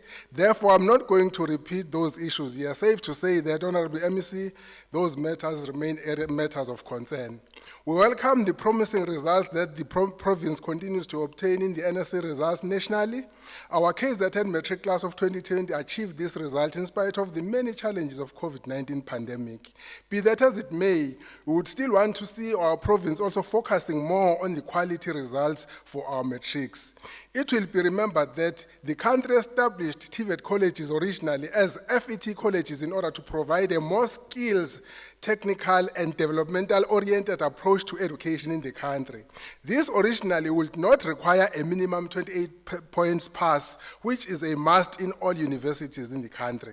It is very concerning to the IFP that some TVET colleges have now adopted this university approach to entry at the TVET colleges, focusing more on academic scoring instead of skills and technical approach. If South Africa is the development state in accordance with all the policies of the country around 2007, Honorable MEC, this is a matter that must be of great concern to you and to your organization. The ethos and principles of a development state are gradually getting lost in the way TVET colleges are operating in admitting our matriculants. Honorable MEC, of concern is that TVET colleges seem to be operating in a direction adjacent to these principles, especially in respect of inclusivity. Your department, Honorable MEC, should not operate like it is an extension of SATU. Like all other trade unions, SATU is only your stakeholder in the department. In the district operations of this department, SATU calls the shots. They are the ones who have a say as to who gets promoted into what position, and it happens as per their wishes. This happens with full knowledge of district officials who do nothing to protect the department. This is the case with Circuit Manager, Mr. Ninela Inumhlali Inilembe, who has been frustrated by SATU, and the matter has not been taken into consideration. The matter has been reported to the immediate supervisors, to the district, and even to KZN Legislature Portfolio Committee Chairperson, who have all turned a blind eye to the matter. Honorable MEC, the Public Service Coordinating Bargaining Council Resolution number 3 of 2008, amongst other things, prohibits great progression that jumps other levels and enforces career pathing that is based on competencies, experience, and performance. Your department appoints people without experience to jump levels all over the show. Surprisingly, some of these appointments are for positions from school level right up to head office in your doorstep. These are in direct contravention of Resolution 3. This is a matter that you must attend to. And lastly, Chair, it is disheartening that the Honorable President, Honorable Ramaphosa, announced in his 2018 SONA that ECD would migrate from social development to education. The target date was 2022. Up to now, nothing has commenced. Obviously, the target completion date of 2022 will not be met. Lies have short legs. Sineshwa nje South Africa, umhlonishwa uZuma wathi sehamba sevele ngobuso wavela ngomnyango wathi imfundo izoba mahala emanyuvesi waphuma gangaza umnyango. Today uyakhala uBlade. uRamaphosa ECD uyahamba usuya lapha ku basic education uzohamba naye asale ekhala umshengu ngoba it's not happening. Lies have short legs. Thanks, Chair.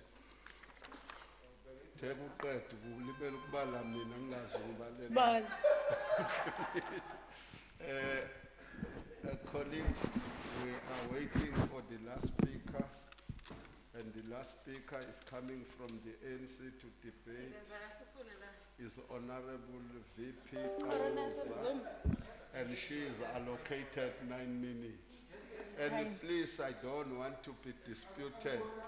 I think there were errors somewhere. Time here. So I will give it to you, Honorable Member, like I did to other Honorable Members, including the one who mentioned me. You can start, Honorable Member. Honorable Chairperson, honorable members, we were very proud when the government declared year 2021 as the year of Charlotte Maxeke, a phenomenal revolutionary who would have turned 150 years had she still been alive. We remember a woman who defied a patriarchal system that believed a woman is only capable of bearing children, a system that believed ukuthi indawo yomfazi isekitchen. We remember Charlotte Maxeke, who defied an unjust system that believed black men and women are inferior, a system that believed a black woman's place isekitchen ilkamedem. She defied all odds, and she was the first black woman to obtain a Bachelor of Science degree. And being the revolutionary that she was, she didn't believe in the spirit of self, and we saw this through her involvement in advocating for education for black South Africans. She quantified the African proverb that says, open quotes, if you educate a man, you educate an individual. But if you educate a woman, you educate a nation, close quote. Honorable Chairperson, the year 2020 was a very challenging year, navigating COVID-19 and sadly facing the possibility of losing an entire school calendar year. At some point, members of this House crisscrossed the province whilst assessing the state of readiness in the quest to ensure that our learners return to an environment that is conducive for teaching and learning. It wasn't easy. We look back with pride as we applaud the class of 2020 that made it against trying odds. Without the commitment of teachers and all stakeholders, in particular the revolutionary union, SATU, it would not have been possible. But you see, Chairperson, the African National Congress inherited a schooling system that clearly proved that the black people of this country were seen as substandard human beings. The fact that the department is still faced with the battle of eradicating pit latrate, pit latrines and mud school is but a confirmation that an education of a black child was not a priority. This is also confirmed by the challenges that we faced when we needed to adhere to COVID-19 regulations. Abanye konke abakayikhonjwa have seemingly forgotten ukuthi they once led this province but changed nothing. Whole 10 years but did nothing. I hear Honorable Kika praising the Western Cape. I bet it better life pa Western Cape does not apply to black people. Why else would we have started the school year with more than 400 learners studying under the tree in Eerste River in Cape Town? Their sin was only demanding an isiXhosa medium school and not having money to join the kids of the elite. Honorable Chairperson, we often hear some honorable members saying the ANC-led government has done nothing, but what they do not say is that the ANC-led government, it is the one that has managed to build the state of the arts. Anton Lembede Maths and Science Academy in Pinetown District. Siyabazi komonase ukuthi bazothi kudala sikhuluma ngayo, but they will not equally mention Ubhevu Secondary School in Uthukela District or even Pholela Secondary School in Harry Gwala District. They will choose to ignore this achievement by the ANC-led government because it would be an admission that they dismally failed us when they had an opportunity to lead. Honorable Chair, we must never fail to acknowledge that the ANC inherited schools that were poorly built and not conducive for teaching and learning. And because we are a government ekhathalela imfundo that believes ukuthi ngisho ngaba kweliphi khona lesifundazwe kepha kumele uthole imfundo efana nabadla izambane likaPondo. Yikho lo hulumeni in the last financial year alone ekwaze ukulungisa ngokusezingeni eliphezulu iHolinyoka Primary School eZululand District eMhlonishwa kanye nemahlabeni primary school in Umkhanyakude, kwaMbonambi Secondary School in King Cetshwayo, just to mention nje ezinye ezincane esibalile. Honorable MEC has mentioned them. Honorable Chair, when members of this House conducted oversight in various parts of the province, they noted with concern the slow pace of rebuilding storm-damaged school, and as such sharply raised this concern even at committee level. And because the province is led by a listening government and the Department of Education is led by not only a young but also a hard-working and committed ANC leader, the department has managed to complete 124 schools that were damaged by storm in the last financial year alone. And ngoba abanye benu bakholwa ngokubona, I dare you to visit Mandawe Primary School in King Cetshwayo, Anjuman Islamic Primary School in Umlazi District, Bongudunga Secondary School in Mgungundlovu. Again, we are just mentioning just the few that we have. Honorable Chair, last year during the budget debate, one stood in this podium and raised concern about the state of sanitation in our school. Of most concerning was the fact that pit latrine eradication was not budgeted for, hence the snail pace it was taking. We must, however, applaud Honorable Mshengu of the ANC for not only ensuring that this program is budgeted for, but now we proudly hear that 410 pit latrines of the 1,377 have been eradicated, with 526 under construction and due to be implemented in the 2021-2022 financial year. And of course, you can also go and visit Igugulabangonu Primary School, ngoba angithi singwaboThomas phela thina. Honorable Chairperson, we were navigating COVID-19 and having to comply nemqathango eyayibhaliwe. Abahlonishwa behla benyuka bebheka ukuthi njengoba kuthiwe kumele sigeze izandla, kodwa konaka abantwana mabebuyela ezikoleni bazoba nawo amanzi. Kwasuka isidumo ngamathanga efakwe ezikoleni kanye nezinye izinsiza ezifana nezifonyo nokunye kwakudingeka ukuze abantwana bethu kanye nothisha bavikeleke. Kwaze kwangenelela iSIU ukuzicubungule ngenhloso yokuthola ukuthi ukhona yini umkhonyovu owenzeka ngalenkathi kuhlinzeka ngalezi zinsiza. Kwazisa abanye osiyazi basebesha ukuthi ungqongqoshe nethimba lakhe bagcwele inkohlakalo. Asizange sabezwa bethi vunge emuva wokuphuma kombiko ocwaningo owawubecaca ukuthi ungqongqoshe nomnyango wakhe abanacala. We applaud the Department of Education for putting measures to improve our internal control system. The ANC-led government, Chair, recognizing that water tanks are not sustainable, has embarked on a borehole program that to date have installed in 107 schools with 563 under construction. Indeed, the ANC is a listening government. We are happy to hear that budget cuts have not affected or hindered the progress towards the building of the Agricultural School of Excellence in Umgungundlovu District Municipality, or the Maritime School in Umlazi and the School of Artism, as well as in Umlazi District. And we must applaud you, Chagwe, for prioritizing learners with special needs. I remember in one of the debates pleading with you to prioritize the learners with special needs. We watched with great emotion when you handed over buses that are equipped to cater for our kids. This was followed by the opening of the Polela Special School with the state-of-the-art facilities in the deep rural part of Herigwala district. And we now hear of the construction of Inanda and Tongat Special School in Pantown district, and amongst other special schools that are soon to be built. And we must equally indicate, ukuthi siyathemba umhlonishwa uMsimang la ekhona is happy to hear of the plans to build iMusa and Bawelile special schools, because we were together when this issue was raised, when we were visiting Zululand district as part of the oversight that we have. Honorable MEC, ngaba ngibenza ubulungiswa uma ngingakudlulisa ukukhathazeka from the LGBTQIA+ sector ngokuzizwa bengamukelekile futhi bengavikelekile ezikhungweni zezemfundo, both as learners and educators. Ngiyazi kahle kamhlophe ingcindezi yezezimali, kepha siyacela Chagwe ukuthi nisebenzisane neminye iminyango kahulumeni ukuthi sifundisane ngokwamukelana ngaphandle kokucwasana ngokobulili. Bakhala kakhulu nangokuthi ngisho beya endlini zangasese ezikoleni bazizwa bengaphephile. You are a listening MEC, and the ANC is leading a listening government. Siyazi ukuthi uzolifakela izibuko lolu daba. I agree completely that we still have a long way to go, but I am happy with the progress that the ANC-led government has managed to do. We acknowledge that due to financial constraints and budget cuts, we might not have achieved all that we wanted to achieve in the pace that we wanted to. But looking back where we come from, I'm pleased to say that we accept the budget. Chairperson, I thank you.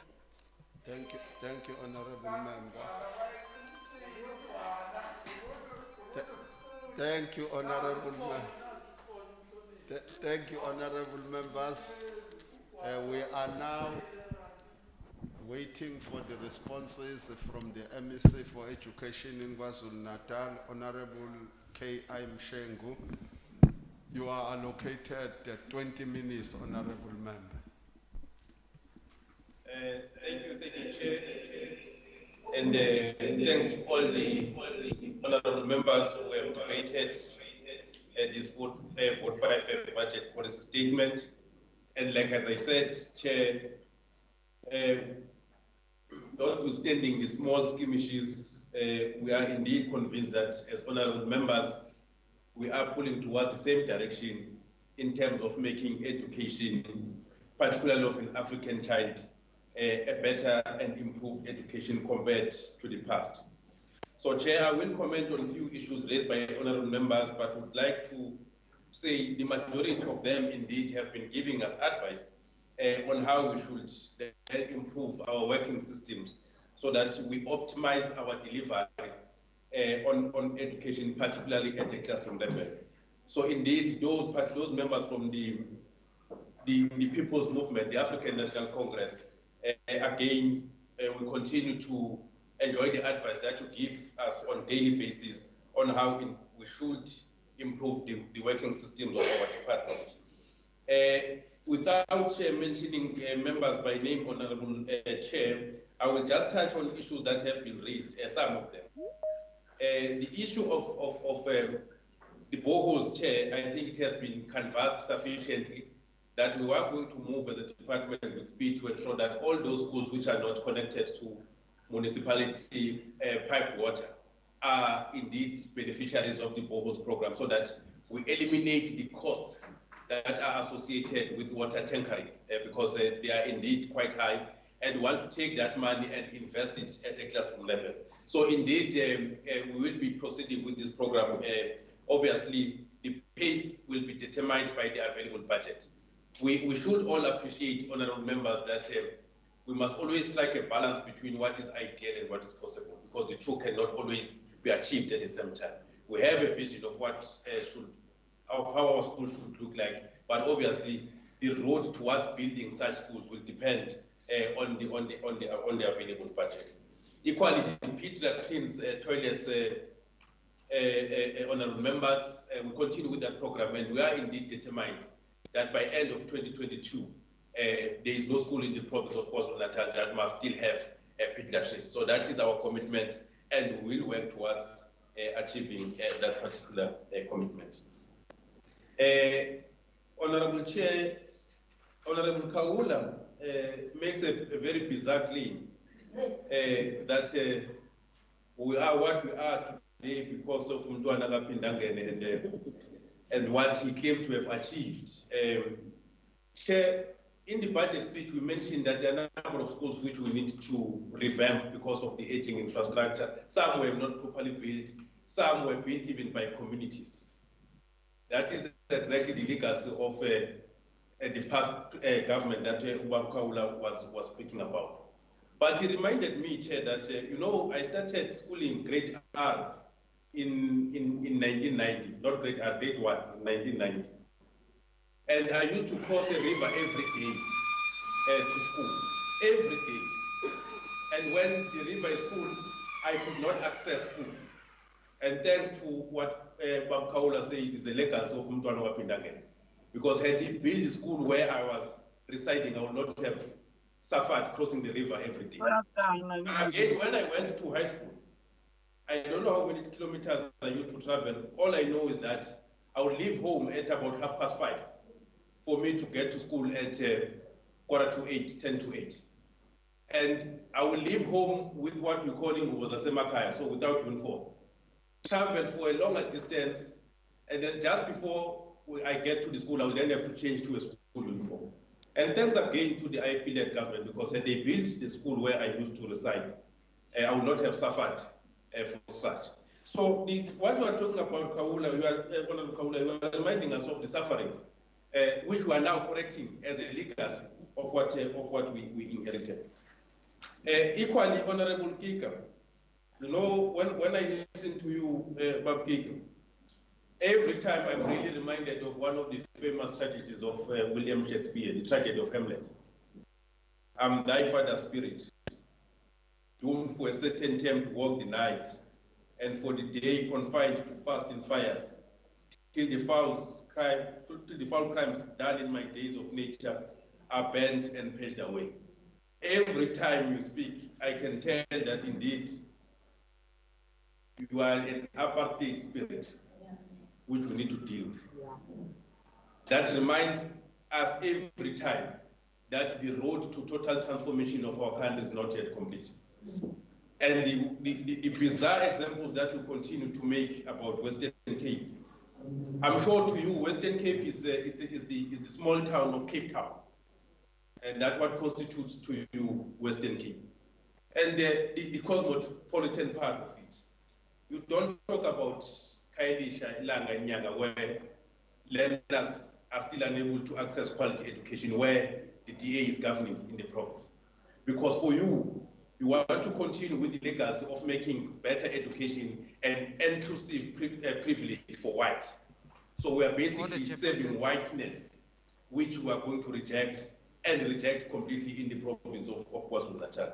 That is why you will even fail to appreciate the things that you continue to accuse us of having procured PPEs at an exorbitant prices.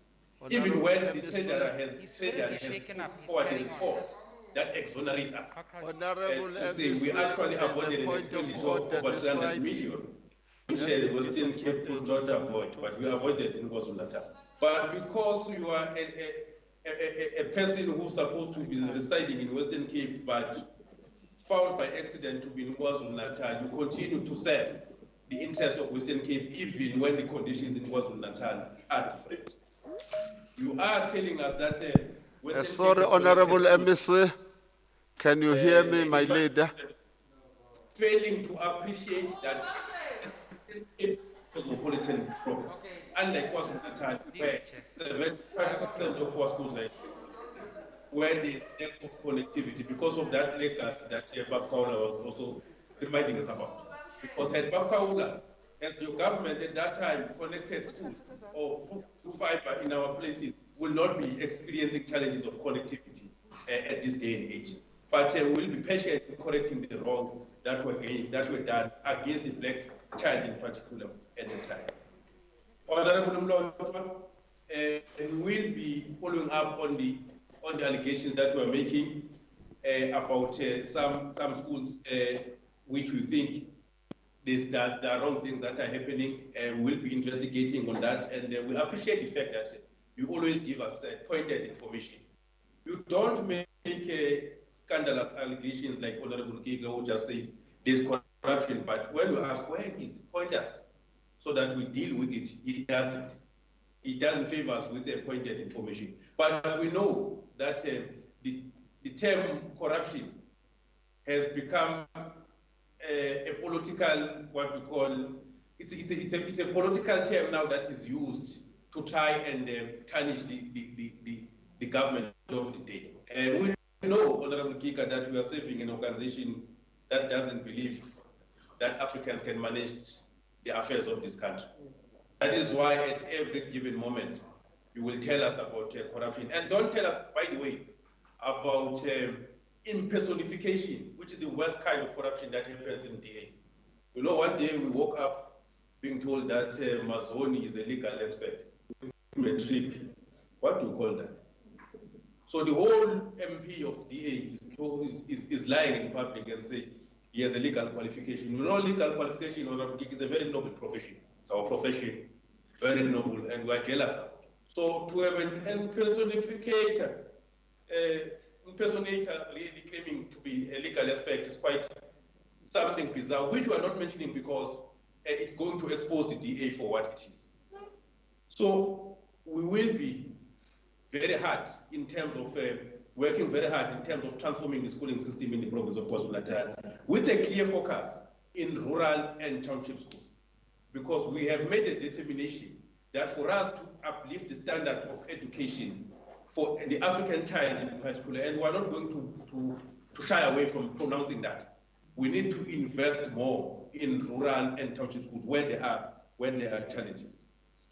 Honorable Kika, you were saying that we have not done anything around the Herikwala district investigative report.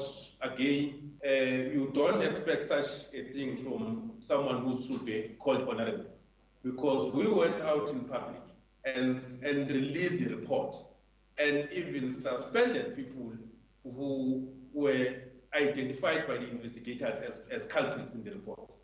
And those people, I can tell, today are undergoing disciplinary process. Now, what we cannot do is to flout processes so that we are seen to be playing into the gala. We are going to be very meticulous on processes so that we don't collapse cases on the basis of the pressure that we get to say, act now, expel people now without due process. So it is not true that we're not doing anything with regard to the Herikwala district report. Honorable members, indeed, we are the first to acknowledge that there are hostages in the system. And that is why we put them to the fore today, including the issue of S&T, which we are now addressing decisively. Because we have realized that we could be saving more from the unnecessary and unauthorized movement of staff members attending certain functions, using government cars that have limitless petrol cards and all of those things. So we're putting a stop to all those things so that we use each and every cent towards investing at a classroom level. We have a lot to achieve. We still have to put more technology. We still have to revamp infrastructure. And really, for our schools to be turned into innovative hubs, it will require us to make sure that each and every cent is spent at a classroom level. Obviously, and I'm sure all other members were agreeing with us that the issue of budget cuts is going to hamper and fatally impair the pace with which we want to move as a department in uplifting standard of education. But we are going to continue to work within the means that have been provided.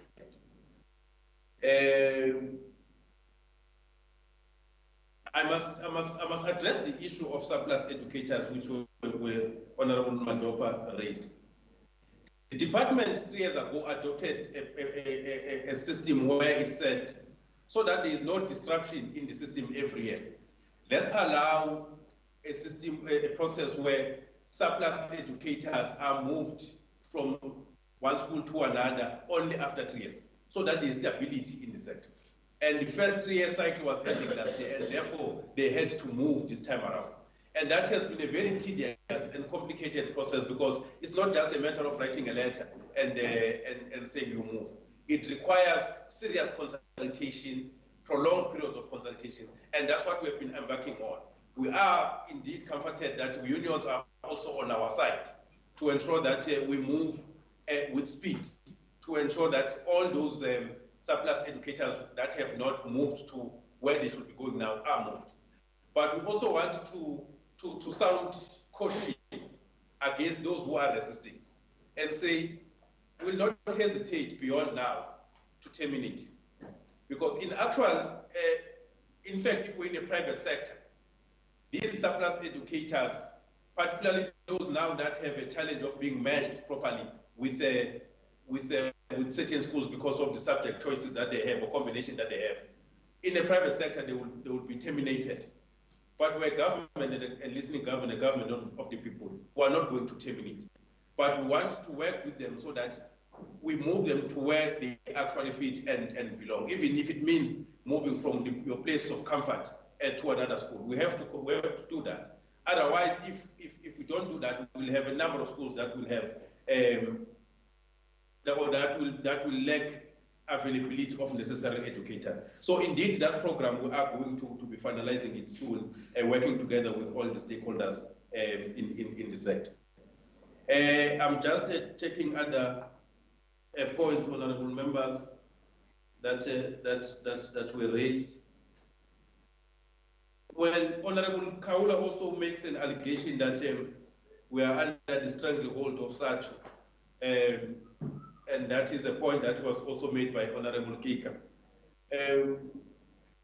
Well, I don't think we should be blamed as an ANC government to be openly associated with SADTU as a progressive union. We can't be blamed for that, because any other party has a right to associate with everyone. Yes, we are openly and proudly associated to SADTU, but it is not true that SADTU has a department under their stranglehold. It is not true, and we continue to challenge people to do that. SADTU knows exactly that when it comes to engagement with the department, we treat them equally with all other unions, and all other unions can bear testimony. In fact, it's strange that other unions in the sector are not complaining about this. It's political parties that are complaining about this. There are unions that are not affiliated to the ANC in the private sector, I mean in the sector. But they have never complained of ill treatment or being treated inferior compared to SADTU. They've never. It's only the political parties who are trying to avoid their sell-by dates who will then try to say the department is under the stranglehold of SADTU. We engage with SADTU, we engage with NAT, we engage with NAPTOSA, we engage with all relevant stakeholders, and we engage with them and treat them equally and with equal respect. So to say that we are under pressure or stranglehold of SADTU is just a ploy or a decoy for us to say, no, let's act differently so that we are not seen to be on the side of SADTU. No, we're going to continue to work objectively, and we challenge all these political parties to show us one case in point where they can tell us that we are bending under the threat of SADTU. In fact, SADTU, together with all other unions, have been working hand in glove with the department in spite of other political parties pulling to a different direction. When we wanted to open schools in June last year, it was all the unions in the sector that were working with us to ensure that we prepare our schools. Other political parties like DA, they were calling for the non-opening of schools. Why? Because the constituencies they serve continued even during hard lockdown to receive virtual classes. The constituents that we serve as public, particularly that is dominated by the African type, who reside in rural and township areas, was denied education in that point in time. And for the DA, it was not a matter of public interest for them, because theirs, the constituents have continued to receive lessons. But we had to work with all the unions and all the SGBs to prepare our schools, and eventually all agree that they are now safe to be reopened. So we're not going to fall under, to succumb to a pressure from political parties to say we must then stand diametrically opposed to SADTU because we are fearing some accusation. No, we're not going to do that. We'll work with SADTU, with NATU, with NAPTOSA, and all other unions recognized in the sector. I think the last point, Chair, that I want to make is that education is a responsibility of all of us, not only those who are employed in the Department of Education. And we therefore want to call on all of us, including parents and committee members, as we said in the budget speech, to treat our schools as holy places, because these are institutions of development that are there to assist the development of individuals, of communities, and of the society at large. We are quite disturbed by the continued disruption that is happening in our schools, including destruction of property, including disruptions of schools because committee members demand certain services, but also we'll be taking a harsher stance where people just wake up and say, I'm going to school and to motivate children. We don't have time to waste. We want all learners to receive tuition in all the allocated time per day. So this thing of certain committee members, taking learners out of class at 11 a.m. during the day and say, we are coming to motivate you, we are going to put an end to it. Those who want to do certain things must also do them within the correct time and not disturb the the teaching and learning, because we don't have enough time to cover what we've designed for ourselves. But otherwise, Chair, thank you so much, and we thank honorable members, we thank the community members, and those who are protecting the schools. We are saying to them, don't be the market of stolen property. Make sure that you give necessary information to the police and law enforcement agencies whenever you see or you find criminals breaking into our schools. We thank you so much, Honorable Chair. Thank you very much, Honorable MEC.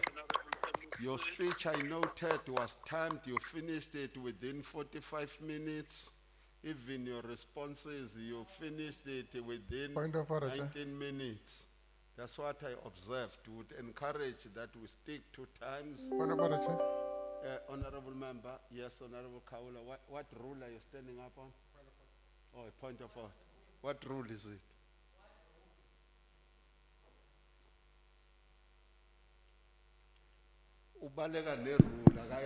No, thanks, Chairperson. On a point of order, I just want to find out from the Chair, is it parliamentary for the office of the Honorable MEC to clap hands for the MEC? Thanks. Rule.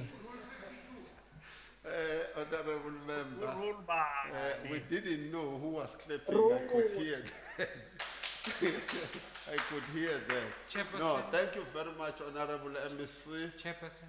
Honorable members, and we have now come to the end of the debate on vote number 5, which is the Department of Education budget. We wanted to indicate to the honorable members that we are now going to break for lunch for more than an hour. We have tried to negotiate. There is another vote that is coming after this one, which is vote number 13, the Department of Social Development.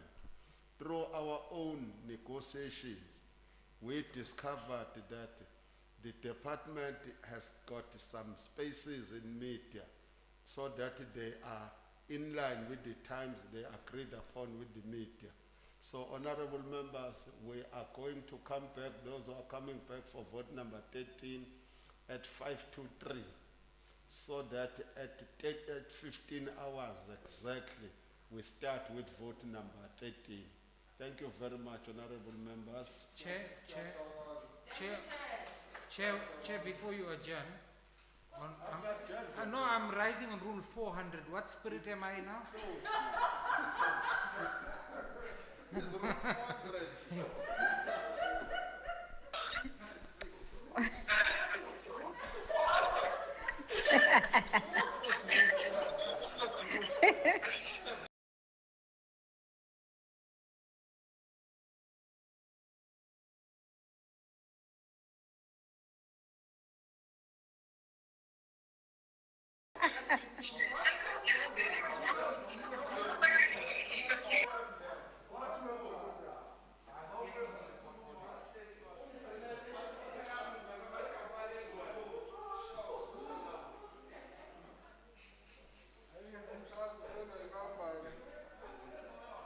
Thina sizoyibamba ngendlela.